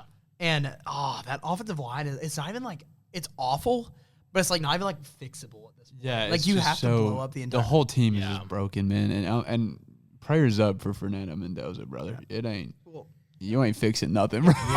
our next episode is gonna be a full-on draft preview. If Yeah, I'm not we'll get into that. mistaken. Probably. That or the next Because the one. combine will be over. Yeah, I'm not 100% sure. Which we'll talk a little bit of combine at the end. Yeah. But yeah, I'm gonna move on. We were done with the AFC. Let's go. Side note: do you know that Jamal Adams is on the Raiders? What? Oh my gosh. Yes, Yeah. he is, bro. I forgot. Yeah, I totally had no recollection of that whatsoever. Wow. Wow. I'm not gonna lie, he's an absolute The demon. meme of him getting locked out is still the funniest thing ever. Yeah. But Yeah. Man. Guess my key card I don't guess work. they don't work no more. Oh man, just it's so great. All right. We're moving on from a top heavy division to another top heavy division on grades. Yeah. Not on records, but on grades. Yes, agreed. All right. NFC North Bears. I feel like this one's a no-brainer. It's A+. I'm giving them an A+. It's an A+. What happened? What a season, bro. Like, oh my God. Ben Johnson's what happened, bro. That Oh, is my what goodness. There's so many times like you see a team that like just suddenly starts like, well, you don't deserve it. Yeah. Oh, the Bears deserve it. They It makes do, me bro. so happy I'm to see happy the for him. Bears. I'm happy for him. Like seeing Caleb Williams be like hailed as a king. Yes, And like dude. one of the like, I can't even say this because I am a Chicago sports fan outside of the Titans. That's all right. It's probably one of the worst cities, and like I love Chicago to death. That's fair. I love visiting Chicago, but it is objectively one of the worst cities in the U.S. Side note: the first time I ever saw somebody like not be alive, was in Chicago. I believe that. Sadly, yeah. It was a Starbucks bathroom. Oh my gosh. What? Yeah. Oh this- my This god. dude had like OD'd. Yeah. Yeah, and so I was like, because I just got out of basic, Yeah. and so I went and told the cashier, I was like, hey, there's like a dead guy in your bathroom. She's like, oh, that happens all the time. That happens all the time. What? Yeah, she was unfazed by that. I was like, okay. When I was I'm just gonna go ahead and say this. I love absurd. Chicago. I love the city of Chicago so much. It's got so much charm. Yeah. Like I wish it wasn't as awful as The it is. bean. Yeah. Because Yeah. like if you're in inner city Chicago, it's a really fun city. You gotta watch your back, but it's a really Right. fun city. Yeah, watch your front too. You go to North Chicago. Yeah. North Chicago's awesome. Yeah, North really. Chicago is like Pier Park and above. Beautiful. Like such a cool suburb. Oh God. And you get to South. Yeah. Oh God. I mean, you got O Block there, man. Yeah. The fact that like the Bears reduced crime rate also the That city's was just hilarious. so awesome. Yes. It's Their so success awesome. does correlate. It's so funny. I'm gonna stop talking about the city, but yeah, this dude. Chicago A+. A+. Great. A+ for the Bears. Round of applause. Round Great of applause. job. Happy And to now, see it. honestly, one of the most lovable teams in the NFL. Yeah, too. dude. Because they're also in so many like memorable games this year. That helped them a lot Yeah. too. Like just high drama all the time. It was Yeah, awesome. dude, they're so fun. They're so fun. And it's the first ever NFL quarterback to be a college quarterback still. Yeah. Dude, that throw against the Rams, I know we talked about it already, but that was the most college throw, and it was so awesome. He It is was so awesome. incredible. Anyways, anyone else have anything? I think we're No, the man. Bears are great. Packers Defense could use some improvement, but that's about for it. sure, Yeah. for sure. But again, they went so above expectations. Way above. Expected. Yes. Packers, I'm giving them a B-. Yeah, I give him a B. Yeah. Because you look at their record, they're like, they made the playoffs. They put up a really good fight. And also had a great playoff game. Yeah, they had a great playoff game, but no, Yeah. they had much higher expectations. Yeah. But again, like they had much higher expectations at one point in the season. That's the thing. Yeah. Yeah, like if I were to tell you like this is what they did, here's how they were at the beginning of the season, I'd be like, oh, they It's actually a did. B. Yeah. They're pretty good. They got a B. Yeah. You know? But then you're like, oh, but they had Micah Parsons mid-season. Right. And Around I understand he got injured. Yeah. But like even with him on the field, he was kind of Yeah. it was a kind of a Yeah, strange. it wasn't a great season for Micah. Yeah. It's barely He had above moments, but barely above exactly what I expected. yeah, I'd say B. Yeah, I'm going with B. Yep. Jordan Love's still got to show me something though. See, I was gonna say that. I'm glad Yeah. you did because you get a lot of hate for saying things like Yeah. that. You do. He is the most D-ridden QB in the league at this point. Yeah. Like, and I don't get it. I really Me don't. neither. Except for Toyotathon. Like Toyotathon, That's different. thing. That's different. It's kind of funny because that is like an actual thing. He does randomly just So pop off funny. like from mid-November to Yes. mid-December. It's like the opposite of the Kyler Murray with the Yeah, Call exactly. of Duty. Yeah, double XP weekend. Yeah, Kyler Murray yeah. is awful. Yeah. But like, it's weird because he has It like is he so always weird. he always has two stretches. He has Toyotathon, and he has like a one other stretch where he has like 3 straight games where he's great. Yeah. He's just okay. It's just Yeah. And he gets praise from these NFL like high ups, like all these weird. NFL reporters. Like he is Right. literally the second coming of Drew Brees. Right. And it's like, guys, And it's like, yeah, can we guys, maybe just pause a little bit and he's just not- Yeah. yeah. he needs to show me something. I would put him in the same category that I put Bo Nix, which is like pretty mid. Good. I'm clapping for that take. Yeah, 'cause that is a great beautiful take. That's a great take. They are the exact same QB to me, except like Bo Nix just plays the exact same all the time, whereas Jordan Love's kind of like will fluctuate. Right. Yeah, but Jordan his- Love sat behind Aaron Rodgers, so he must be better. I think that's part of it. I think Yeah, I it's think that still is that part of it. Well, and, like, internalized. I People will are say like, this. well, Shout out to the Packers because they do have a crazy QB succession. oh, it's impressive. Yeah. And like Very even impressive. if Jordan Love never like reaches a different level, like it is so impressive. Yeah. Yeah. Anyways, Lions. This hurts me because this is my like second team. Yep. Oh, it's a D. Me too. God, you undershot. Oh my You were God. last in the division, bro. Yeah. Somehow. Tied for Yeah. How do you do this? Yeah. Like, and it's not even Dan Campbell's fault. No, I mean, I think the coordinators both dipping. That didn't help. Yeah, that doesn't help Yeah. you. But God, you should Similar to not the miss the Eagles. playoffs. But yeah, missing the playoffs was crazy. This was a Super Bowl. This wasn't a playoff hopeful team. This was a hopeful. Super Bowl hopeful team. The roster's still pretty much fully intact. Yeah. Now I will say, yeah, like next season they're gonna have the exact same expectations Right. Oh yeah. because they lost really nothing unless they start losing some stuff in free agency or whatever. Right. But like, It was just a weird what journey happened? to get that where they ended up. Like it was just like, oh, like yeah, they lost a game here, lost a game there, and then all of a sudden you just kind of realize like you look up and it's like, oh shoot, like they're not gonna make the Yeah. playoffs. Like oh my gosh, it was at the very end of the season where all of a sudden it just kind of unraveled. Yeah. Yeah, and the I mean- Packers tie helped out a lot, I will say, because they were 9-7-1. Vikings and Lions were 9-8. yeah, I mean, you look at a lot of these things like you dog walk the Ravens. You beat the crap Yeah. out of the Bears. You beat the crap out of the Browns. Yeah. You lose to the Packers. That's fine. You beat the Bengals. You lose to the Chiefs. That's fine. Smacked the Bucks. Jameer Gibbs had a day. Yeah, but then you lose to the Vikings. You lose to you get smacked by the Eagles. Yep. You lose to the Packers again. What were they in the division this year? They were awful in the division. Yeah, that's I why think they were last. Were they 50? Yeah.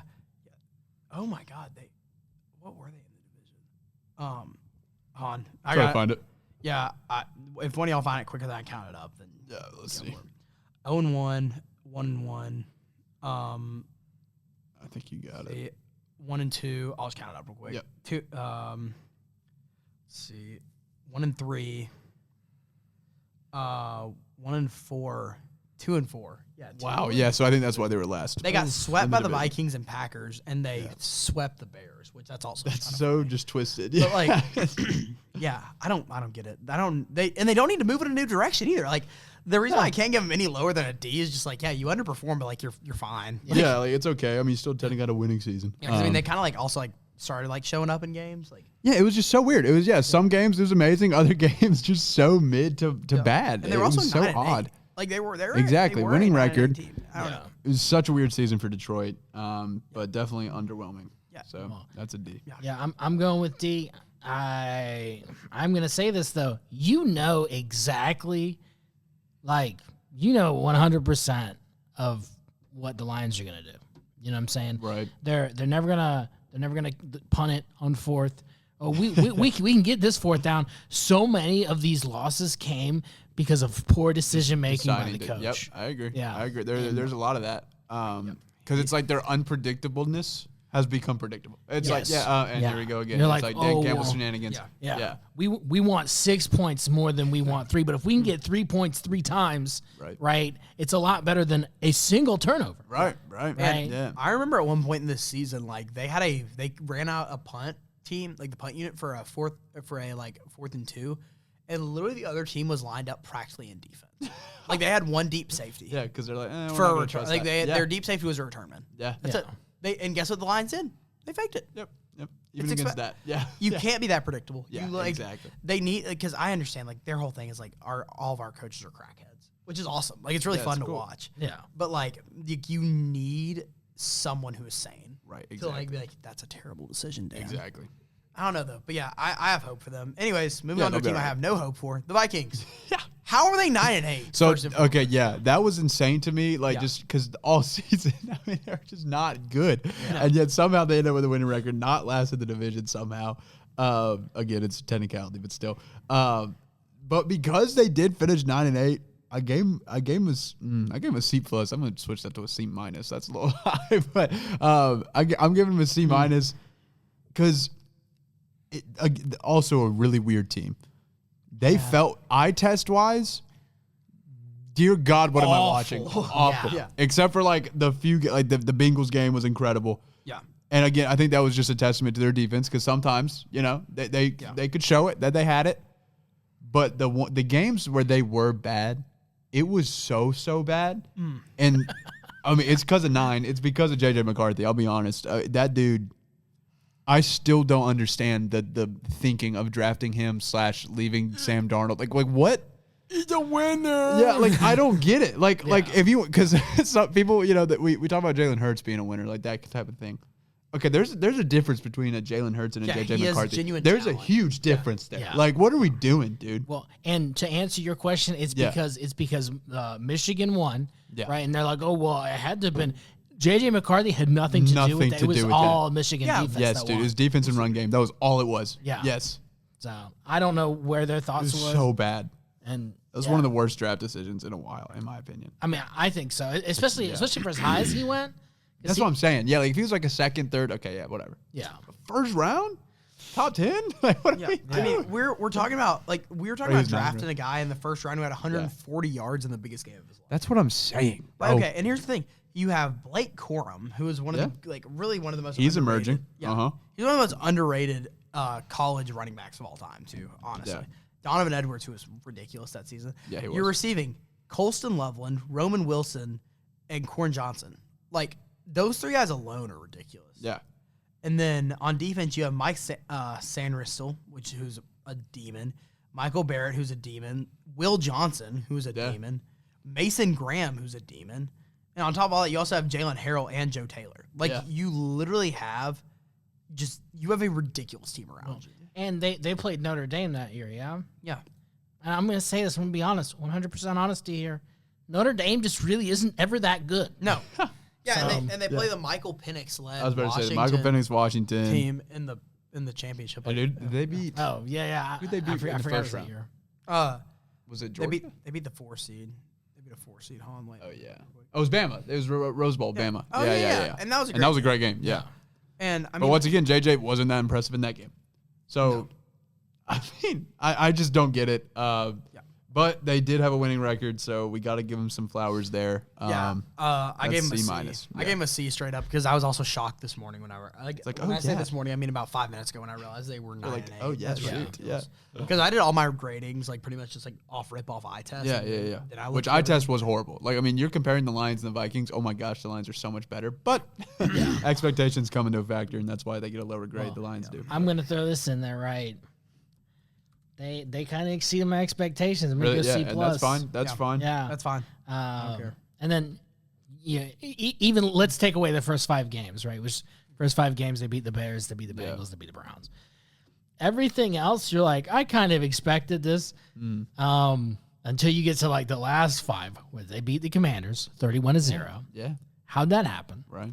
You beat the Cowboys, who offensively really Very good team. Yeah. Defensively, bottom 32. Horrible, but that's okay. They beat the Giants really closely. They beat the Lions. Yep. And then they beat the Packers. Yeah. So you look at that little stretch, okay, right. I can get on with this. Yeah. Don't know where they're gonna go from here. Right. No idea. That's a good point. Ended the season strong, so we got to give them some flowers there also. Yeah. Yeah. But they are. And I want to like them, by the way. Like, I don't hate the Vikings. I just Yeah. don't have any faith in McCarthy. I think that's my problem. Yeah. I agree with that. Yeah. And is this a McCarthy thing? Because they also had Wentz in here. They had who is a Bossomer? Oh, yeah. Max Brosmer. Brosmer. Yeah. And I will say, too, as we mentioned on our last episode, to McCarthy's credit, Brosmer's game was the worst game I've seen in my life. Like, it was like, there's no way it can get worse. Holy. Was that Thanksgiving or Christmas? That was Christmas, right? I don't know if I can't remember. I don't think it It was was. against It was the against the Seahawks. too. Yeah, I remember and that. They just It was so raped. funny. It was so unfair for him to have to go up against Seattle. Hey, look, God, he had 126 yards that game. Yeah, I just Which is 4 more than what interceptions. J.J. McCarthy had in the national championship. Hey, there we go. That's true. That's a good point. Anyways, we're done with the North. Yeah. God, what a division, man. What a division. It's crazy because like all three, like the top 3 teams are on the up, and the Vikings are somehow on the down, even though they're 9 and 8. Yeah. It's really funny. Yeah. Anyways, moving on to the NFC East, which I think this division has the lowest overall grade. Yes, me too. Of every division. This might be crazy. I'm giving the Eagles a C. Yeah. Okay. And I understand you're like, bro, they won the division. They were No. they were they were below what I was expecting from them. Yeah, their division was absolutely dog dude. Genuinely, So, like your division was it is not. stinky. Yeah. Your division sucked outside of the Cowboys run. Yeah. Like, that's it. Yeah. Like, sucked. Yeah, I gave him a C minus. I mean, you won the Super Bowl and did really nothing. I mean, obviously, you're gonna have a winning team because you just won the Super Bowl and your roster's insane. But Saquon was disappointing. AJ Brown was disappointing. The entire offense was horrible. Defense had the pieces, played pretty well sometimes, but also had some games where you're kind of like, okay, what's going on, Philly? I mean, C minus for me. I was just gonna go with the solid B. Yeah. Once again, That's fair. we could talk about they have 11 wins, right? How did we're gonna talk about this, but like nothing about what you saw would have said, hey, this is an 11-win team. Right. Eye test was worse. With expectations, right? They are a Super Bowl winning team. You would expect them to go back to the playoffs and be competitive. That's whatever, but they did make the playoffs. They beat really good teams, and they only got beat. I say that. I was going to say they only got beat by good teams, but they got beat by the Broncos. Good team. Yep. Yeah. They got beat 34-17 by the Giants. Yeah. Which is That game was wild. Too. It feels like the Cam Scatterby coming out. That was the Scatterby. Yeah. Yes, that was Thursday night. They got beat by 3 points, but they got beat by the Cowboys. Yep. That's a close game. I'll take it. Yeah, whatever. Yeah. They got beat by the Bears. Bears is a Fair solid enough. team. Yep. They got beat by the Chargers by 3 Yes, points. and that was Sully coming Solid out. team. Yep. Last game of the season, you get beat by the Commanders. Yeah. Were they resting? They might have been resting. They were probably. I'm assuming they're I'm resting. trying to remember. But like your backups should be better than starters. So. They were resting. But yeah. And this is another situation where I have no idea how you're going to recover, but I don't know. So Yeah, I mean, another situation with coordinators coming in, new coordinators on both sides, and Sirianni. I'm worried about the Eagles' future because now these guys are getting older. Yeah, I just want to point 2 things out too. We had a segment on the show after that Giants Eagles game. I don't know if y'all remember this or not, we had an entire segment talking about if the Eagles were dead. Yeah, we did. Like that was the level because remember that like they had a stretch where they were just awful. Yeah, it was this year was very similar to the year when they sputtered out at the end and lost to the Bucks in the playoffs in the first round. It was very similar. There's 2 positives I can pull away from them here, which is the reason why the fact they only have 2 positives is why they're getting bumped down. Right. But the fact they won the division is why they're also like getting bumped up. Right. There's no they were below expectations, but like it wasn't like overall they were below. It wasn't an expectations. embarrassing season. Yeah, it was just like, oh yeah, y'all didn't know what I was expecting y'all to. Yeah. It's because like there's a lot of pros, there's a lot of cons, but there's like one con that just like kind of just takes it over. Yeah. Jalen Hurts actually took a step this season. And I've been a Jalen Hurts supporter from day one because he was a demon everywhere he went in college. I say everywhere, he went to 2 freaking schools. But like I've been a believer in him since the Super Bowl. I'm a Jalen Hurts fan, honestly. But I'm just happy that he finally like became the star of the team. Yeah, he had to this year. He wasn't a game manager. He was a genuine like. Yeah, it was like they only did well when he played well. Yeah, exactly. He had to play well, and that's awesome. Like I think the Eagles are honestly happy about that. Like that's huge. But and he used his legs a bit more, which I was happy with. Like when he used his legs, they were good. So much regression though. Yeah, and overall. I'm scared. Y'all want to move on? Yeah, I would. Yeah. To the most loved team in the NFL. Everyone's favorite here, I do believe. Yeah, 100%. For America's team. Apparently, according to Jerry Jones, Jesus' team. And apparently also according to Jerry Jones, Buddha's team. Right. And Allah's team. We're inclusive. Yahweh's team. He's Benjamin Netanyahu's team at this point, man. He's got everyone on board. And he's got the 3 of us on board. The Dallas Cowboys. The Dallas Cowboys. This might be harsh. Y'all can totally critique me for this. Okay. I'm going D+ for the Cowboys. I think you're being nice there. Oh, really? Really? Yeah. Okay.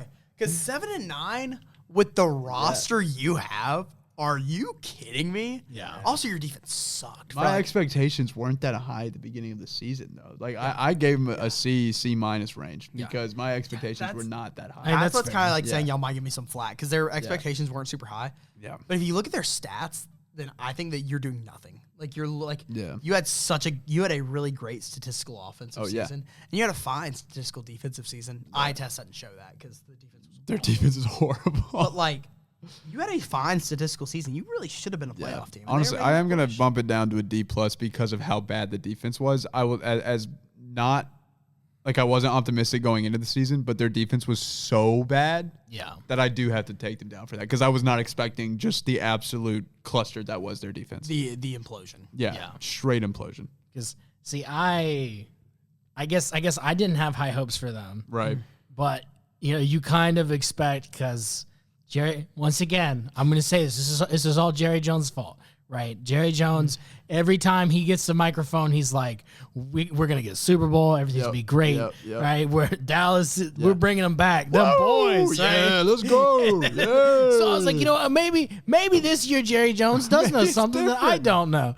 But you know what? Every single time you give Jerry Jones the microphone, that man lies, okay? Yep. The Cowboys suck. Yes. And if you look at their offense, there was like a moment where everything shimmered, and I was like, I can get behind this, right? Like it's kind of an underdog comeback story. I love that stuff. Points against, right? I just want to talk about that. Yeah. How many teams are there in the NFL? 32? 32. Yeah. Where do you think they ranked in points against? They had to have been 32nd. They were 32nd with 30.1. Yeah. Right. Wow. 30 points a game. I love watching their games because it was going to be awesome. Yeah. It was a great game every time. You know it's going to be awesome? They're going to pan to Jerry Jones. He's sitting up there like the evil empire in Star Wars, right? Yes, like Palpatine. And he's just, every time he's upset because he's like, why are we getting blown out? You know why you're getting blown out, Jerry? Because your defense is trash. Yeah, because of the decisions that you made, brother. Yeah. My roommate's a huge Cowboys fan, and it always cracks me up. Pray for him. Because he's not an annoying Cowboys fan though. He's really? He's like a reasonable Cowboys fan, which also kind of makes me sad because I love making fun of annoying. I was about to say that's Cowboys rare fan. that he's reasonable. Yeah. But he's hilarious. Yeah. Like he'll talk about because obviously I don't want to get too into this show, too into it on the show because it's kind of a touchy topic. Yeah. But Jerry Jones is such a well-known racist too. Oh yeah. Yeah. And my roommate, my best friend in the world, his name's Lorenzo, which tells you all you need to know about the guy. Dude, he'll just be sitting there, I'll be like, man, maybe we should have hired a new white person, shouldn't we have, Jerry? Like, I was just get all pissed off at Jerry. That's so and funny. genuinely hearing hearing funny. Lorenzo get so pissed off about Jerry That's Jones hilarious. is genuinely like one of the best parts of football that's season. awesome.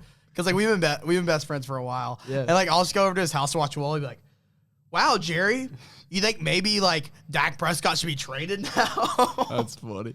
Dude, but God, I feel bad for Dak Prescott because Yeah, I he's know. such a lovable guy. Why is he on the I know. Because he likes money. And he got paid. He Yeah, got paid. and that's the truth. Yeah. Jerry don't mind paying. Jerry did not I'll mind say paying this. that, I man. actually bumped him up a little bit. We haven't talked about off seasons because for a while there's not been a lot of teams like resounding off seasons. Yeah. The fact they re-signed Javonte Williams genuinely bumped him up. And they just a little bit franchise for me. tagged And they George franchise Pickens tagged today. That's all they needed. That's Yeah. really all they needed to do in the offseason, like offensive, Yeah. like contracts wise. Yeah. Because now they gotta start dishing out that dough Yes. to The any defense free agent boys, defensive yes. player they can get. Yes. Though we'll say their line is fixed. Like Yeah. because honestly, the Micah Parsons trade, like now looking at like how it ended up folding out, I kind of horrible. It's not horrible. Like it wasn't. Yeah. They lost. They lost. Yeah, the they trade. did. They did lose it. But they also got rid of a massive contract, which Yeah. that's never bad. And I kind of unless they can restructure Kenny Clark to be really cheap. Yeah. I can't get too into the offseason because we're gonna have a Cowboys episode. It's gonna be awesome. We got it up. Like as long as they can restructure some contracts this season, like either bring Kenny Clark back on a restructured contract, Yeah. and make sure you keep Williams because Yeah. he was awesome down the stretch. Yep. Get some good secondary, which is weird because like Deron Bland and Trayvon Diggs were like a top Yeah. 2 cornerback duo. And they like 3 years sucked. ago. Yeah, They it were was awful. so weird. I don't know what happened. Bottom line is that they need help. Yeah. They need help so That's for bad. sure. And speaking of teams that need help, Oh Lord, Washington Commanders, Yeah. they got a D- from me. they're getting a They D were, from yeah, they were. I mean, won a playoff game 2 years ago, so we were pretty pumped about that. I guess last year, you know. What I'm Yeah. saying. It feels like maybe 5 years ago. They went to the I know, right? NFC Championship. Yeah, last yeah. year. Can we just remember that? Yeah. Rookie Jaden Daniels. And then injuries didn't help them, but they just looked miserable all year long. Dude, there were so many horrific injuries in the NFL So this year, bad. bro. So And the bad. vast majority of them were on. Yeah, dude. It was so bad. But yeah, I mean, Jaden's leg snapped in half. Yeah. Khalil Mack had one. Remember when his arm completely like snapped in half? Malik Neighbors, Tyreek Hill, everybody just had their And ligaments then torn on to top shreds. of all that, you have Jaden Daniels' arm. been Yeah, literally his arm. completely Sorry, I the think it says wrong way. leg. Yes, his arm went completely And it comes lopsided. back 4 weeks later. Yeah, and they were like, yeah, you can play. Yeah, let's get him back out there. No big. Yeah, he'll be all right. He'll be all right. I know that he looked at the like training staff and was like, "Are you serious? Like, are y'all fine right now? Yeah. Like, I'm gonna save this season. I don't think Get out so. there, buddy. You're good. Yeah, you're good. You're good. We need to And then sell also- those tickets. Yeah. Also, Terry sucked this year. Terry McLaurin sucked. Yeah. Yeah. I don't know if if it's age now. I mean, he's not even like that old, No. but I mean, it feels like it. It This- feels like he's ancient, bro. This happens every time. Like, I'm not trying to say that he's like mediocre, right? But he's Yeah. like a weird wide receiver too. Like Yeah, at this that point. sometimes is a 1. Yeah. And whenever you pay those people, same thing with T. Higgins. Yeah. Right? We can talk about T. Higgins, but like they paid T. Higgins. T. Higgins hasn't produced since then. Right. Terry McLaurin, same thing. Yeah. Wide receiver 2s just do not produce the way that you want them to when Get they their are money, getting then paid. they money. check out. Yep, it's so funny. They're like, You're like, all right, hey, I got my part. Why am I gonna risk getting hurt, bro? I'm all right. I'm all right, actually. I'll just go to the Titans after this. Exactly. contract. Yeah. Hey, I'll go to the receiver graveyard. Oh, I'll be all right. Wait, the Titans will give me like prime career money to be out of my prime. And no state income tax. Heck yeah, brother. What's it? Amy Adams Strauss can be like, how much are they paying that Justin Jefferson guy? We're gonna give you the same Well, contract. he's pretty similar. He's She close genuinely enough. was like, she's like a grandmother. Yeah, like dude. it cracks me up because Yes. she's genuinely like, oh man, well, I see that Justin Jefferson and Jamar Chase are getting paid. What's that? 40 mil? Well- Tyreek Hill, you were good 2 years ago. Like it says here Calvin in Ridley, why don't you 2020. come up here? Dude, I'm not even lying. If the Titans don't sign Tyreek Hill, I would be so shocked. Oh yeah. it feels like the most seems Titans- It's gonna happen. perfect. And then Cam Ward's gonna overthrow him or underthrow him every time because Yeah. he's not used to that speed. It's gonna be awesome. I will say, like, that is something that a lot of people don't take into account with Tyreek Hill. It is hard to throw to Tyreek Hill. So hard. Yeah. How do you account for that, man? Yeah. You've never seen it. I mean, it's a cheetah. Yeah. So shout out Mahomes again. Anyways, Commanders Getting are that D. done. Their defense Yeah. also sucked. Defense sucked. Yeah. It was such a bad season. for them. And also, like, Very Corey disappointing. Krosky-Merritt Oh my! is the industry plan, the bro. craziest industry plant. Where did he come? Yeah. Like, what is that, bro? He's a 7th round pick, and everyone's No. like, "Hey, yeah, no, he's the guy. he's this the guy dude. That was like everyone one in good fantasy was game. rushing to pick him up. Yes, dude. Freaking For Bill what? averages 3 points per game. So Well, bad. he had one big game, and then Yep. yeah, so And then, hey, you might be good enough. yeah, I'm going with a D-. Yeah. And I really can't say anything that y'all haven't said. Yeah, So. yeah. Moving on, Giants. This is a weird one because I'm giving them a C. I am too. Like, which is weird because like I honestly think of all the grades like I would give the Eagles like a 72 on the group project. I'd give the Giants a 73. Yeah. Like, Like the Giants are probably the best graded team out of this division just because like They are for me. they were a team that you didn't want to play. Right. And they were all, but at the same time, they were a team like where if you saw them on the schedule, like, yeah, we're probably going to beat them. Right. Yeah. We're going to have to try. Really it's hard. going to be a game. And I mean, we kind of got everything I think that we wanted to out of the Giants. It was kind of what we expected. That's why it's a C. Yeah. But like I think everybody knew Russ was not going to start the whole season. So we got Dart. Scatterbo was better than advertised, but obviously got hurt. We even got a Jameis showing. That was awesome. Really, yeah, just pretty solid. What was the record again? Was it 6 wins? 6 and 11, I think. Yeah. So I mean, on par. And they're 4-13. 4-13. All right, well, maybe not quite as good, but you know All what? right, my bad. But see, Eye like, test, they're that just 6-1 shows team. you like what we thought. No, Like, seriously. Yeah, exactly. Because they played really good football. Yeah. Like when everybody was healthy, they played really good football. Yes. And I was about to say, Malik Neighbors went out, in week 4? yeah. Also, the fact that like this quarterback class is just like the most opposite set of dudes possible. Like Jackson Dart is like cold white boy. Yes. Dating Marissa Ayers. Yep. He's Yep. a dog. Like a dog. all of his Yes. interviews got like gold chains, Yeah. grills. So and stuff. funny. Cold dude. Then Tyler Shuck's like a family man. You Yep. know, he's your dad's new favorite player. Yep. Then you got Cam Ward, who's like the most mysterious human on earth. Like genuinely, Listens like, to nothing in pregame. right now, Cam Ward could be in the Maldives, like drinking a cocktail. Cam Ward could be actively in the weight room. Yeah. Cam Ward could be talking to your mother right now. Right, At we have no Publix. idea. You don't know what Cam No Ward idea. It's funny because like all three of those teams just fit like their cities so well. Yeah. Too. Like Tyler Shuck's like, yeah, man, I'm from NOLA. That's Yeah. so fun here. And then you got Jack Zars like, I'm from New York. Yes, sir. And then Cam Ward's like, oh, I'm a Titan. Just from Nashville. Yeah. humble roots, bro. Humble roots. I wake up at 4:00 every morning. This is gonna be like because like the thing with this like Yeah. draft class too, like this not this upcoming one, but like this previous draft class, all three QBs are so easy to root for too. Oh, yeah. because like they're all yeah. like kind of underdogs, and it's all just like really. Yeah, because it was such a mid-draft class Yeah. for quarterbacks last year. Like Cam Ward, he smiles a lot. Yeah, dude. Yeah, he's Good happy. for him, man. He's happy, you know? He cares a lot about his mom. Exactly. It's really Yes. adorable. Yeah, family And man. then like Jackson Dart banged Marissa Ayers last night. She probably posted a TikTok about it this morning. He's gonna go get good. plastered tonight Yes, with bro. Yes. Yes. I was He's about gonna wake to up say, and that bang dynamic. Yeah, the Marissa Giants Ayers again. themselves. Yes, dude. Yeah, So but funny. one thing I do want to point out about Jackson Dart, because this is an off-season video, this is an off-season podcast. I know you wish it was a video because you miss seeing us. Oh, of course they do.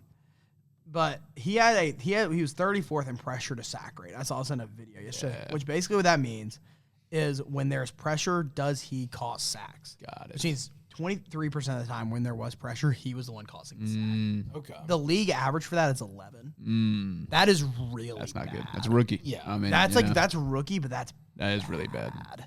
That's So rough. like there was 2 quarterbacks who didn't even start that were better than him. Yeah. So yeah.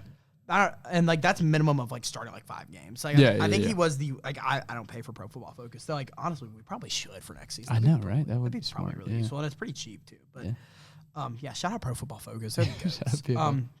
But like I'm pretty sure that's last. That's really just That is pretty rough. abysmal. Yeah. But he showed a lot of flashes. Yeah, had a lot of potential. That Bears game, when he was and it was snowing and they had the throwback away uniforms. It was so nice, dude. It was so tough. I was like, all right, I'll mess with y'all. My only concern moving forward for the Giants is injuries. Yep.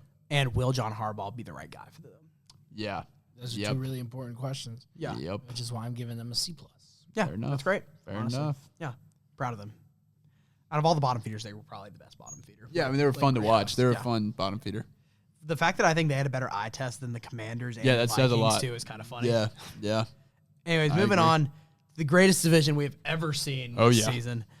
Second, honestly, to the 8-9 Commanders here where they're rated. Yes. That NFC least. Now we move on to the big NFC South. Oh yeah. The Panthers won it. Yep. And the sheer fact they won the division, like I have to give them a B plus. I have to give them a B minus. Like I gave it an A minus, bro. I was impressed, dude. I mean, I thought they were gonna be either bottom. I assumed they'd be better than the Saints, but I thought it was the Falcons or the Bucks for sure who were gonna win the division, and then we go down to the Panthers Saints. And Panthers showed out, man. Bryce had himself a year that was better than as advertised. Yeah, I'm bumping it up to a B. Yeah, simply because I did kind of have. I had some faith in them this season. Yeah, which is fair. I thought they were gonna be a 7-win team. Okay, honestly. yeah, okay. I thought like 4 wins max. The Jungle. Okay, the Jungle Panthers. The Jungle Panthers are like they were actually like, they're here, kind of really good. Yeah, I mean they beat the Rams once and then played them tight in a playoff game. Yeah, that's impressive. But then the Tabby House Cat Panthers also. They did show up a few times. They're awful. They did show up. Yeah, I'm gonna go with you at A minus. Once again, I do feel like I didn't have high expectations of the Panthers. Yeah, I thought the Panthers were going to be the worst in that division. Yeah. Because who do they have? Seriously, nobody. Right, nothing. Xavier Leggett. Xavier Leggett.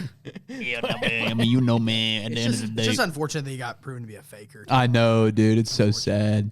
I was kind of sad. I feel like Pat McAfee right now. My Apple Watch said I need to get more standing hours, so I'm currently standing. Oh, that's big. I was like, what are you doing? Yeah, no, I like it. Trust me, I'm not taking a position of power because this division sucks.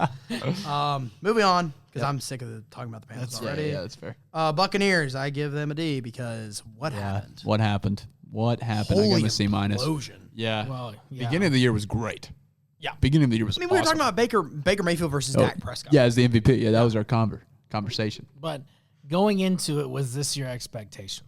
Let me just ask right. you My expectation was that they would probably win the division, and they were super close, but they didn't do it. That's why I gave them a C minus. Okay. They were one game away that they didn't even control, which was also that was weird. Yeah, that was crazy. Yeah.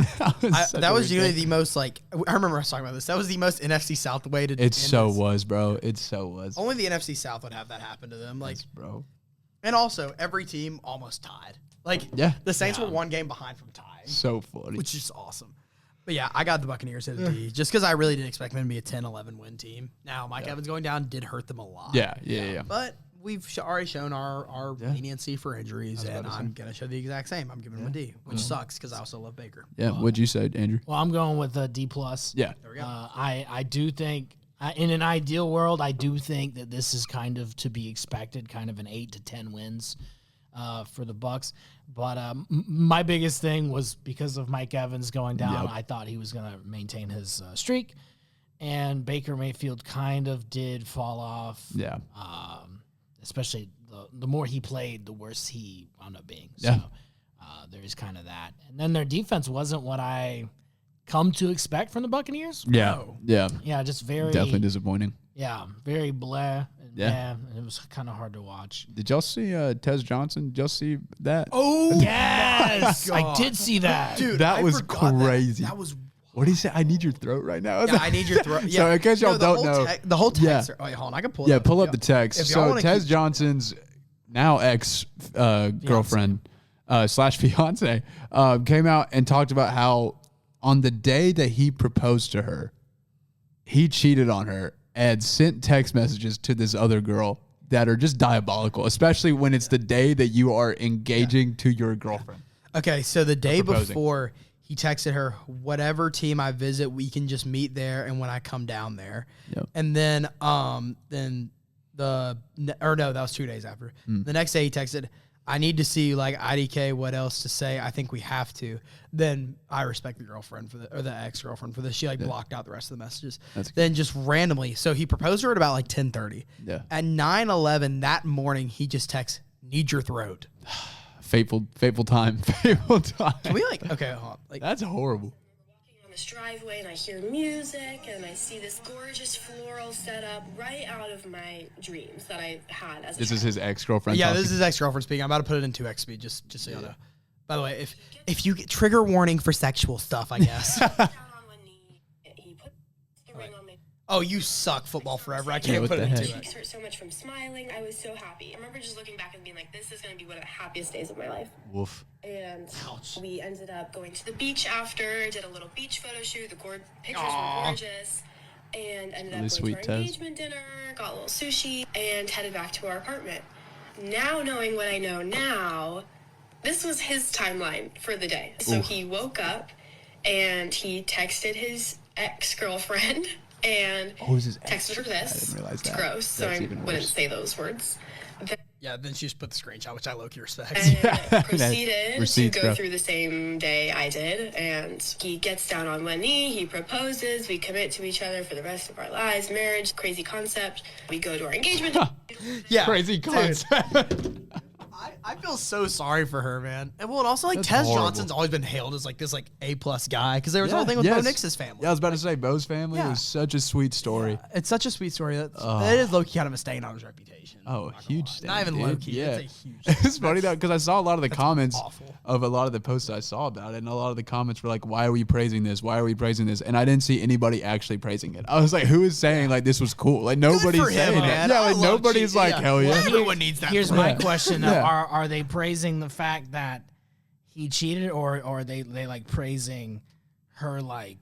Right, Hey, you know, right. Why'd you point at him cheating? He Right, didn't maybe mean that's to. what it was. And maybe they were upset about that, which, I mean, I would be upset if people were retaliating against her video. Yeah. I feel like, what you call that she did. I'm going to say this, right? And this might be controversial. All good. But I feel like that is kind of the business of two individuals who aren't me and aren't you, you know? There's an aspect of that, and I agree, because, like, you know, reputation-wise, as we said, that did stain it now forever. I mean, text his next girl, like, let her know. Well, yeah. And I'm going to say this, right, because I'm not trying to get, like, deep into it. Yeah. But I feel like whenever you do things like that and you put it on the internet, especially if you are dating somebody who is, like, somewhat famous, you're kind of doing it for likes, you know? Right. You got to worry about the motive sometimes. I agree. Yeah. It was crazy though. Like I'm on both sides. Story. Like, because I agree that a lot of times when people do that, it's like, okay, like come on,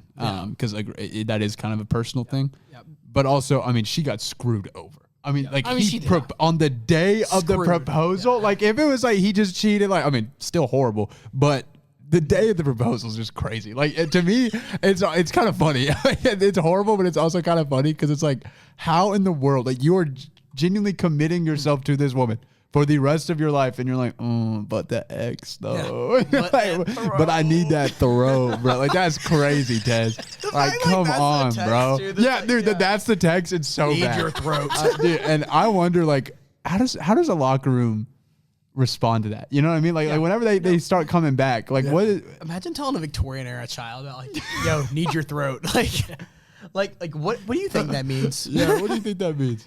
Oh man, but yeah. Oh, hey, by the way, guys, if you want to pull your girlfriend in right now, that would have been the time to do it. Oh yeah. Now definitely let her leave. We're not cool with cheating because it's time to get back to the. It is time. Yeah, but look at us covering a random news story. Look and speaking of love, Andrew, it's your time to talk about your love of the Atlanta Falcons. It is. It's time to shine. Yes. I'm going to say this 100%, and I mean this from the bottom of my heart. Did not meet expectations. Yeah.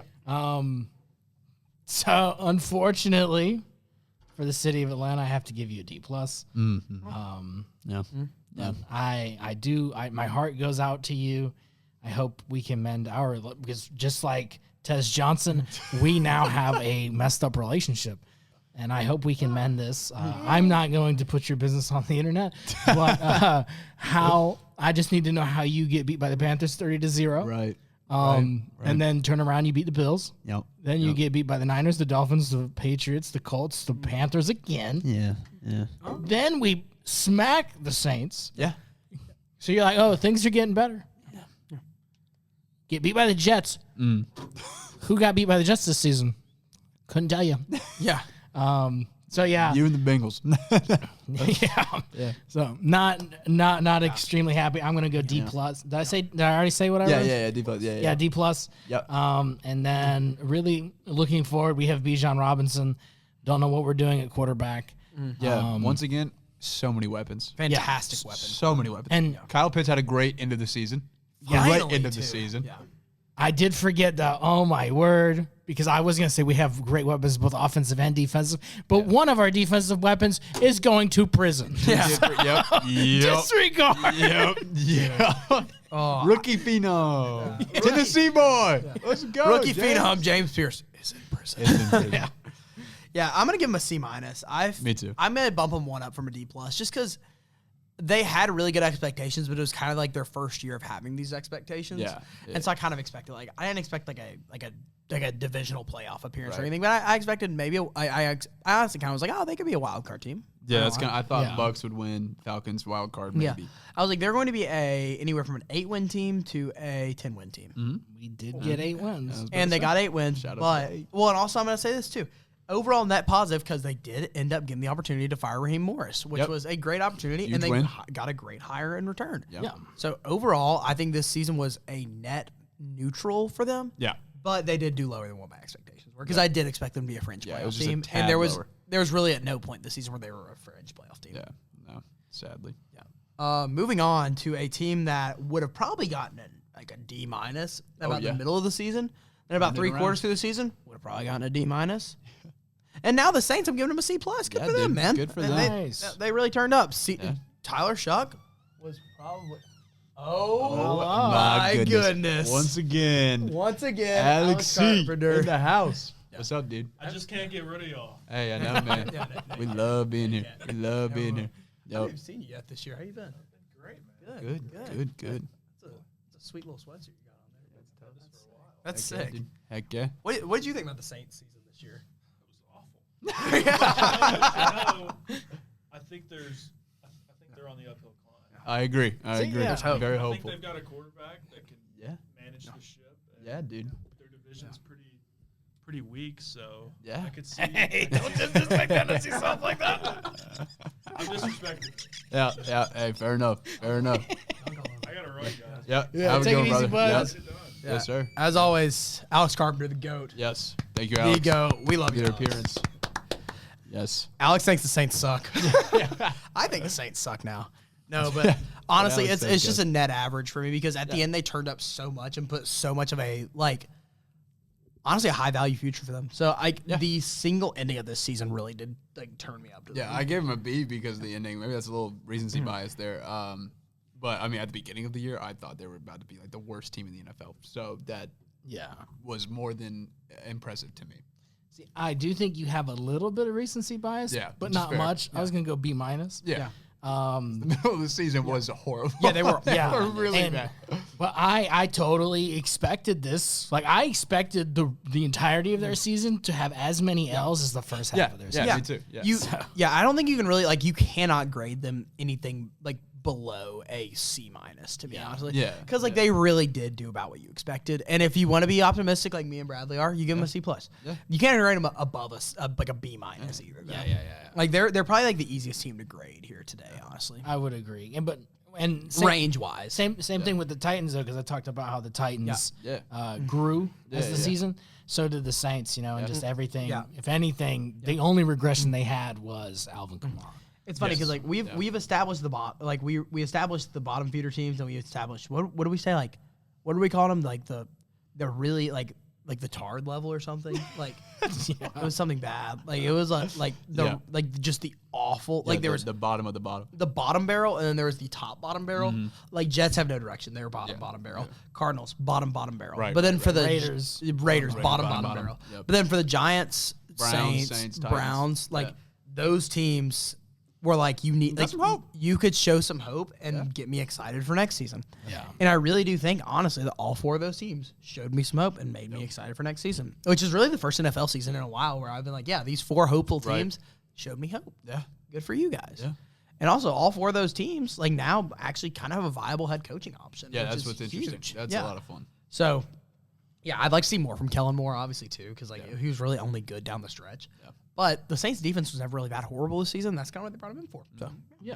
good enough. Anyways, moving on to the most ridiculous NFL division I think we've ever just seen. disgusting. We might not even talk about this first team for more than 20 seconds. Seahawks are an A+, and it's the most obvious A+ I've ever given. A++. Yep. Yeah. Uh-huh. Yeah, we can give. I'm giving them 2 A+. Yeah. Maybe even 3. Yeah. This is the most. That was one of the craziest turnarounds I've ever seen. Insane. Yeah. Andrew, echo About what? the sentiment about the Seahawks. Seahawks, yes. Yeah. Sorry, I had I had an email. No, you're good. You're good. Hey, that's real. Yeah, Especially around this time of year, there's a lot of emails. Well, my math teacher sent me an email, and I was like, Hey, yeah. Are we Hold on, no. canceling? It was no. Hey, make sure you come to class. I 100% was going to leave here after this. So thank you, Mr. Professor, for me. Yeah. Hey, Andrew, I think the Seahawks were an A-. Yeah. I would just say A. Okay. Yeah, I mean, because did we really expect the Seahawks to be as good? I didn't. I was like, oh, they're moving on. First off, they had Geno. I didn't think that was a good move. Yeah. Turns out it was an okay move. Yeah. Then they got rid of Geno. I was like, why are y'all getting rid of Geno? That turned out to be one of the greatest moves ever. Yeah. I didn't believe in Sam Darnold. Sam Darnold turned out to be really good all season. Yeah. So God, it hurts me though, like because I really still do think that like Sam Darnold still has like some like he needs to do this again for me like fully like. I know, I agree. I mean, because again in the Super Bowl it was like that wasn't very good. Yeah, but because he's been so bad for so long. Yeah, and it's hard to believe. I feel like I shout him out like every other week. Barry McCockiner. Yeah. By the way, that's a name. That is his actual name. Barry space McCockiner. Yes. Totally not anything subliminal or gross or anything at all. Nothing that Tez would say. Genuinely a YouTube OG and genuinely like a great football analyst. Goated. Like genuinely like a stupid like him and a guy literally named Football Analyst. Yeah. Like those two guys are probably the top and Microphone. I haven't seen. Those three guys are my top three NFL and MMG of course. Of course. He's got some bangers too. But no, but like he's such a good analyst and he like pointed out he was like every game this season because it was a Super Bowl preview. He's like every game that Sam Darnold has been either Sam Darnold like at his height, or Sam Darnold at his draft level. Yeah, like it's not like he's been at a ceiling or his draft level. He's never he hasn't gone back to see ghosts at like really at all. He had one like bad game, but like honestly, two of those interceptions weren't even his fault. Yeah, and I 100% thought I was like, what you call it, like Cinderella at some point in time. Brod's gonna turn to a pumpkin. Yeah, and he did not show that to me. So I'm, props to him. Yeah, it's just strange. Like it's really strange. Like he hits his ceiling. We said we're only gonna talk for 20 seconds, but there's more to talk about with him.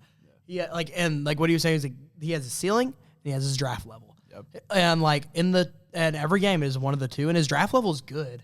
His ceiling is phenomenal. Yeah. Like he can win a game for you at his ceiling, which is wild to say. So crazy, of all people. And so yeah, I mean, if he can have another season of excellence, which there's gonna be high expectations, whether they keep recooling or not next season, there's gonna be high expectations, and they're gonna have to fulfill them again. And they are probably the number one team to go back and honestly, they're probably my two right now to go win the Super Bowl this year. Yeah, that's behind the team that we're about to talk about. Yep. And that's my Seahawks review is A+++. You turn the team around fully, and Mike McDonald, I also want to see where he actually is in terms like because right now he's on top of the world. Yeah. But I want to see like maybe if he gets a little adversity. Like I want to see like what he does to like true like he is a top 3 coach in my eyes right now. Yeah. But I need to see a little adversity happen. I agree. Which there will be. And then moving on to the Rams, this might be a hot take, honestly. I'm giving him an A+ as well. Not an A+++. Okay. I'm giving him an A+. Yeah. I think that they came into this season with really high expectations. Yeah. And I think they hit it. They didn't win the division, which that kind of sucks. Yeah. But when you have the Seahawks there, it doesn't really matter. You tie with the Seahawks. That's the thing. There's a big asterisk with the Seahawks. Yeah, like because both of them, I mean, they're the best two teams. Yeah, they were the second best team in the NFL week in, week out, except for the Jungle Panthers game. That was it. Then they literally only showed like the Seahawks are the only team in the entire like league that didn't show a single like whole game the entire season. Yeah, I gave the Rams an A because they exceeded my expectations. Still, I thought they were going to be good, and they still exceeded them by being a really great team all season long. And I just didn't give them an A+ because you didn't win the division. Yeah. The Seahawks did get the best of you 2 times. So I gave them an A.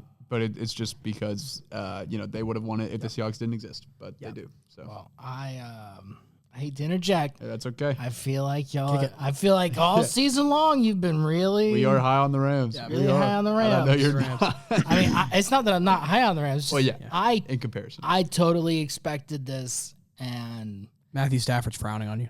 No, I'm just kidding. He can frown all he wants. And that man's got veneers. I don't ever want to see him. Oh yeah, see him smile at me ever. Period. Man looks like an onion ring in his mouth. Anyway, but so I'm gonna go with a B. Okay. I think that they kind of slightly exceeded my expectations, especially in the first half of the season, they only got beat by the Eagles and they got beat by the Niners. Great. And then boom, you come down here, they get beat by the Panthers, and everything went south. Kind of regressed. They beat the Cardinals. Who's not going to beat we could go out there with a couple friends and we could beat the Cardinals. They beat the Lions, who had a very weird season. Yep. They got beat by the Seahawks, and they got beat by the Falcons. And if you get beat by the Falcons, you get beat by the Panthers, you're not a good team, right? Believe it or not, you're just not, right? Pretty bad resume. Yeah, pretty bad resume. So take away all the wins. Just take away all the good wins. I do want to bring up one question, y'all. Puka Nacua is for sure a top 3 player in the NFL. Oh, yeah. Do you think, where does he break into the 1 spot to you? At what point does he, and what does he need to do to break into that? It's not so much what can Puka do, it's who else is as good or better than Puka. Because I really feel like it's number 1 is Mahomes still, probably, in terms of the best player in the NFL. Yeah. And number 2 is probably Myles Garrett. So we're talking about just player period. Just player players. period, He's probably top 5 player. Maybe 10. I think I'm going to say this. I kind of think Puka is a result of Matthew Stafford.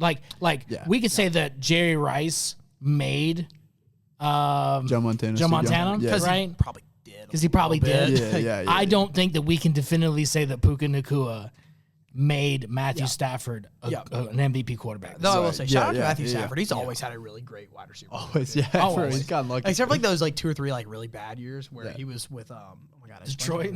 Yeah, Marvin. Oh my God, what was his last name? Marvin Lewis. Yeah, no. Oh my God, he was the Jaguars receiver. They're really high on him, and then the Lions just paid him a shitload of money. I couldn't tell you. Not Mims. Hold on. Mims. Yeah, Marvin.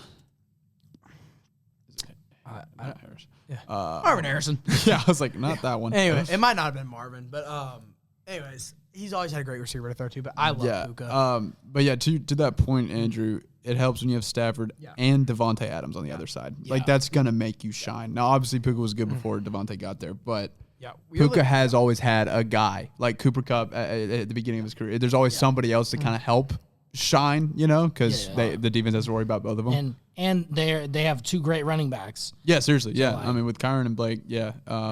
We're in I've said this once, I'll say it again. We are in a wide receiver and quarterback golden era. Yeah, it's nice. It's beautiful. And also all the cool thing too is all the wide receivers that are really gross right now have sick names. Yeah, all of it. Yeah, I mean Jackson Smith and Jigba. The Emerald City route. Dude, this guy was made in a lab and Puka Nacua. Yeah.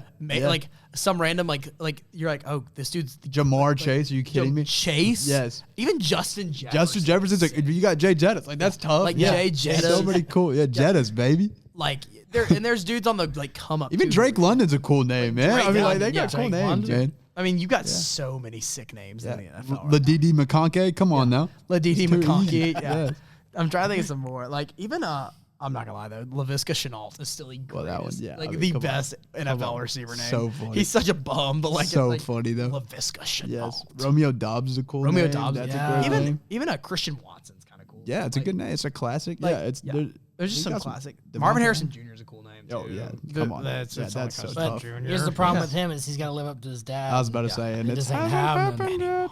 Anyways, moving on to the 49ers. Yeah. This is such a strange team to grade. Yeah. Because I am going to take the injuries into account. Yeah. And they rocked through. Yeah, I was about to say that's the thing is they did more than enough. I've taken every team's injuries into account, and I've taken them into account in a positive light this time. Yeah. They rocked through their injuries. Y'all might disagree with me, but I'm giving them an A-, all things considered. Yeah, I gave them a B because it was they exceeded, I think, expectations given the injuries. And even at the beginning of the year, it was kind of what we thought, kind of that wild card spot. But it felt like every game that they played against a really good team, we knew the result was going to be they were going to lose. Yeah. It was kind of like, hey, they're solid. They're really good, but they're just not elite. I'm taking a time. I'm bumping it down to a B+ because I can't put you in the A grade if you get beat 40-0 in the playoffs. That's the thing, bro. Yeah, I'm bumping it down to a B+. It was rough. Not beat the Eagles in the first round, but overall, I am impressed by this team because they did actually do a good job, and also this just showed that this team is a complete juggernaut, and this also confirmed that Kyle Shanahan is the best head coach. Yeah, he's a beast. An absolute beast. Yeah. Because how are you going to win? Do the exact same with two completely different quarterbacks? Yeah, that's ridiculous. Crazy. You got to move your practice facility though soon. Yeah. Well, I'm gonna, I guess, be contradictory.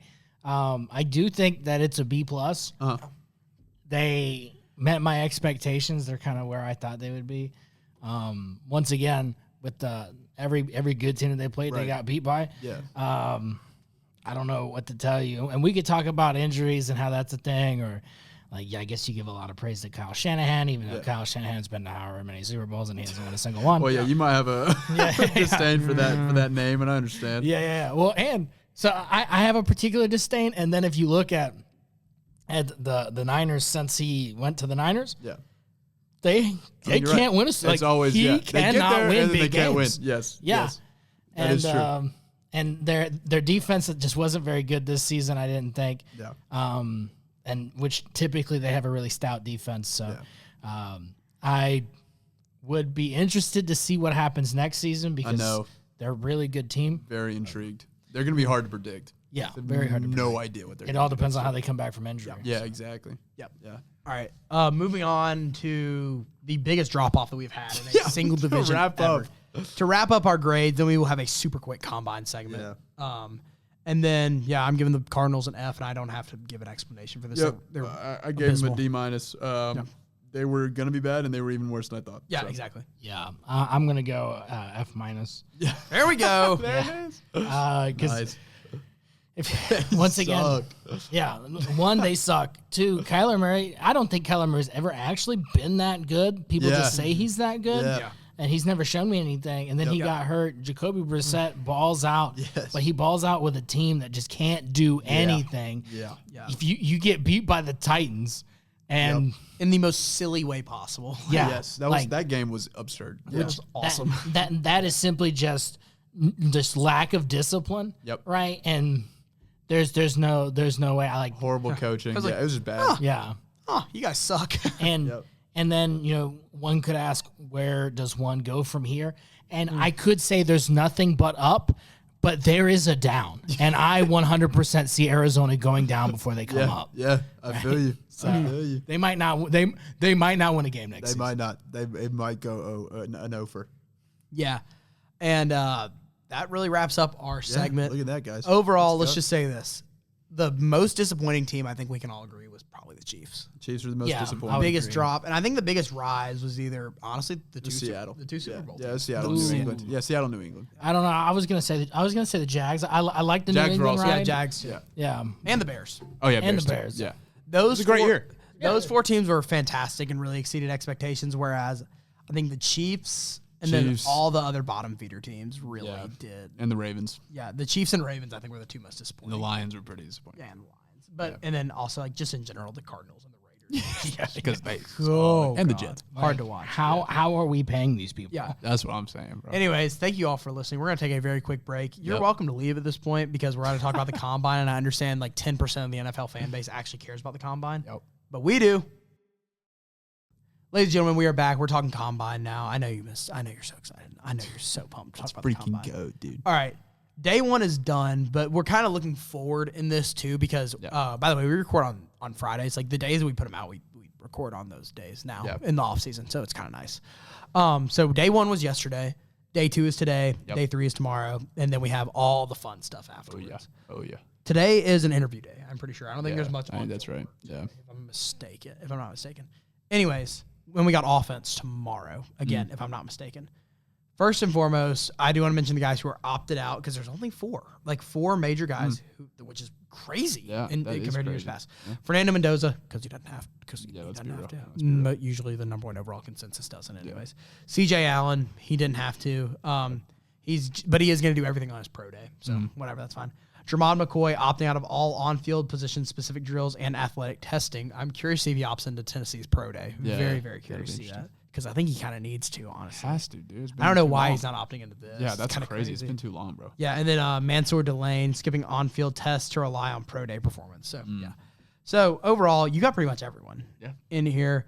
We had the defensive day yesterday. In terms of guys who really brought their stock up, DeMonte Capehart, Clemson defensive tackle. Obviously, him and Peter Woods were kind of projected to be the 1 and 2 big defensive guys this year, and they both kind of fell off. But He's 6'5", 313, 10 1/4 inch hands, and 33 7/8 inch arms. Good.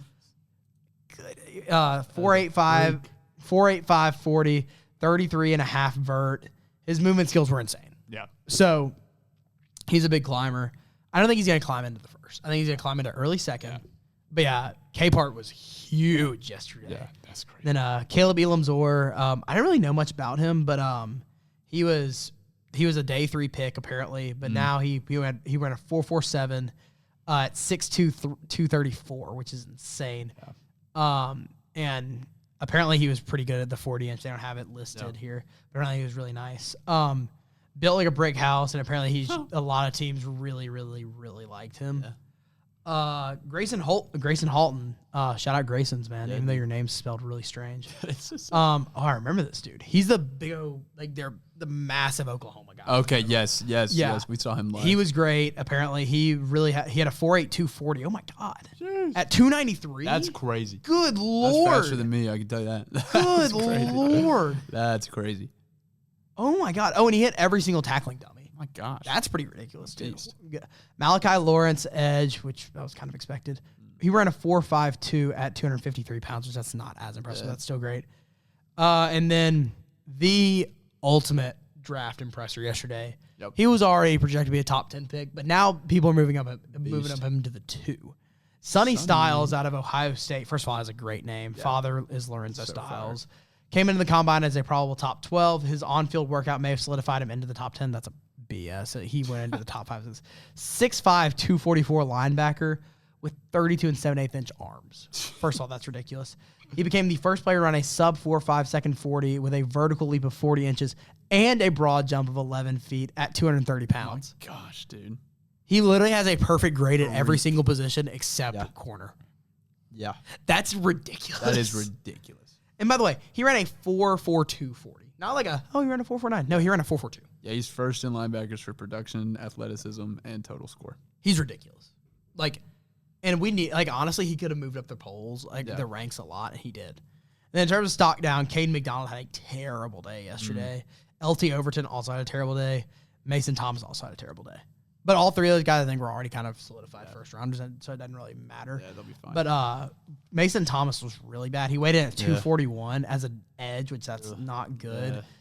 And he ran a 4.67 40. Ooh, okay. And that's... Here's the good thing, though. Yeah. You can always put on more weight. Always. Yeah, but that 4.67 is concerning. The speed. Yeah. Especially an edge rusher in today. And David Bailey ran a 4.51 yesterday, and Lawrence ran a 4.52. And Bailey and Lawrence are both 10 to 15 pounds heavier. Yeah, that's fair. That's a little concerning. That's bad for him. Yeah. What college was he? Oklahoma. Yep. Oh, that's the Oklahoma guy. Yeah. So I mean, I don't know. Overall, pretty good days. But let's look more forward to the offense here. Yep. What do you think you guys need to see out of the combine from some of these offensive guys? I'm just excited to see what Jeremiah Love puts on tape, dude. Yeah. I freaking love that kid. Yeah. I think he's so good. Trying to think who else do I need to see. I'm intrigued to see Carnell Tate. Yeah, me too. I'm trying to think. Yeah, I think Caleb Downs needs to. Caleb Downs will be very interesting to watch. I think he doesn't need to impress, but he needs to be pretty high level. Yeah, because it sounds weird. He won't fall out of the top 10 because he's that good of a prospect, but he has to put it all on display. Yeah. Because he will fall out of the top 3. Mm-hmm. Because now there's competition with his own teammate and David Bailey and Ruben Bain, Arvell Reese, David Bailey, Ruben Bain, Caleb Downs, and Sonny Styles are kind of like the big 5 for this defensive class, which is a fantastic defensive class. So nasty. Yeah, that's crazy. I'm going to tell you somebody that you should be looking forward to seeing at the combine. Yeah. Justin Jefferson. Not. Yes, I love it. Yeah, I was just scrolling. I saw that. I thought it was cool. That's hilarious. But yes, I mean, Justin Jefferson out there. I am going to say this. This is just kind of my stance, right? Yeah. I think you could be the fastest person on the field. You could all these metrics. Yeah. And you can still not be the best player. Look at John Ross. Exactly. Yeah. Look at John Ross, Anthony Richardson, Xavier Worthy. Xavier Worthy has not panned out. Yeah. So, I mean, and that's just kind of where I stand. So I kind of pay attention to players that I like, but it's so okay, whatever. Yeah. I will say it's I just want to see what you do on the you can really field. there's certain drills bench press for linemen is huge. Yeah, that's important. Like bench press for linemen because that's endurance and Right. strength. It's all about strength. That's huge. Yeah. And then like for linebackers, honestly, the cone split's huge. Yeah. And then for quick you on your feet. corners 40 is huge. Wide receivers 40 and bench presses both huge for them. Well, But then like you said, the cones, huge. ass. That is the most underrated. Like, So, like, yeah. you can you can take away the 40, you can take away the bench press as long as you have the cone drill. That's huge. Yeah. Then also for edges, the run. I forget what they call it, the run through, like where they got to get out of the way of the dummies. That one's huge too. Yep. And with that being said, I really do think that Arvell Reese, David Bailey, and Ruben Bain really do need to. The three of them are competing against each other. Yeah. All three of them have to shine through three cone, through the weave. That's what it's called. The weave. Through the weave, fire. and bench press. All three of them, and honestly the 40. As long as Aaron Glenn is awake to watch them. Because I don't know if y'all saw that. Aaron Glenn fell asleep when he was up there in the box. Yeah, it was so funny. The other funny moment The camera straight up caught him. Like Sleeping. what's his name? The Pat McAfee show having Robert Saleh and Dave Borgonzi on. Yeah. And they weren't even asking missed football questions. They're like, they kept Pat. He's like, man, so you got 8 kids, Robert. What do you do? He's like, my wife gets me when I sleep. I was like, oh, okay. All right. I did see that. I did see you said that. I would love to see some huge production on Carnell Tate. I'd love to see some out of Spencer Fano too, honestly. Yeah, I'm also excited for Makai Lemon out of USC. I remember watching him. The He wide was so receivers good. need to separate themselves. Yeah. And by far. But I do think it's not Mark like Cooper. I don't think this is a great wide receiver class. No, there's 3 Just a guys. lot of solid, Makai Lemon, Jordan Tyson, and Carnell Tate Tate. are all like pretty intriguing prospects. But the problem is that next year you have such a loaded class, it doesn't really matter. Yeah. Concepcion will be interesting. Honestly, and I think Chris Brazel could separate himself a little bit too. I'm excited to watch those. There's the 3, and then Concepcion and Brazel could definitely like sneak into the late first round because there's a lot of teams who could use him. But I will say one guy I think you should look out for is Keldrick Falk. He is a physical demon, absolute beast. I would love to see him step up into maybe a top 10 conversation. For sure. I don't. Fun draft, man. This is gonna be a very fun combine too, because there's a lot of just units. Oh, also Ty Simpson has to do something. Yeah. Ty Simpson He's got a show. Of everyone, he has the biggest volatility because he could fall into the 4th round. Honestly, he could be a first round pick, fall into the 4th. Yep. He's not gonna be the first round pick. He's not gonna be in the top 10 or anything. Yeah. But he could Maybe very much like a late first round. Like Steelers. I really do think the Steelers are going to be I Steelers can and see Jets and like Jets trading back in. Yeah. Those teams are going to be watching him so unbelievably closely. Yeah. Because next year's quarterback class is not looking to be the best. Right now. No. Unless someone pops out like Alfred Mendoza. Right. But at the end of the day, this is going to be a very solid strength group draft class. Like the linemen aren't great. Or the O linemen, the D linemen are fantastic. Insane. Wide receivers, fine. There's not a good tight end prospect really in this. Very, very likes defense Stowers. heavy. Yeah, but my goodness, this linebacker and edge class could be historic. Yeah. Speaking of historic, we are done with our first official true offseason episode. Ladies and gentlemen, that was a doozy. Thank you for sticking with us. If you are still listening, we love you. If you hung up about a minute ago, like 30 minutes ago, we still love you. Don't worry. Still love you.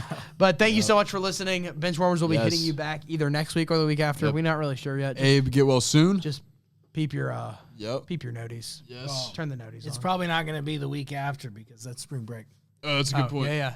True. We're gonna be on the beach. Yeah. On the beach. Let's go. All right. Spring break. We will see 2K26. y'all. If you're a UTK student, have a lovely spring break. If Yes. you are a college student, have a lovely spring break. Yeah. We'll see you when we see you. We'll see y'all next time. Love y'all. Doses. Peace. Bye.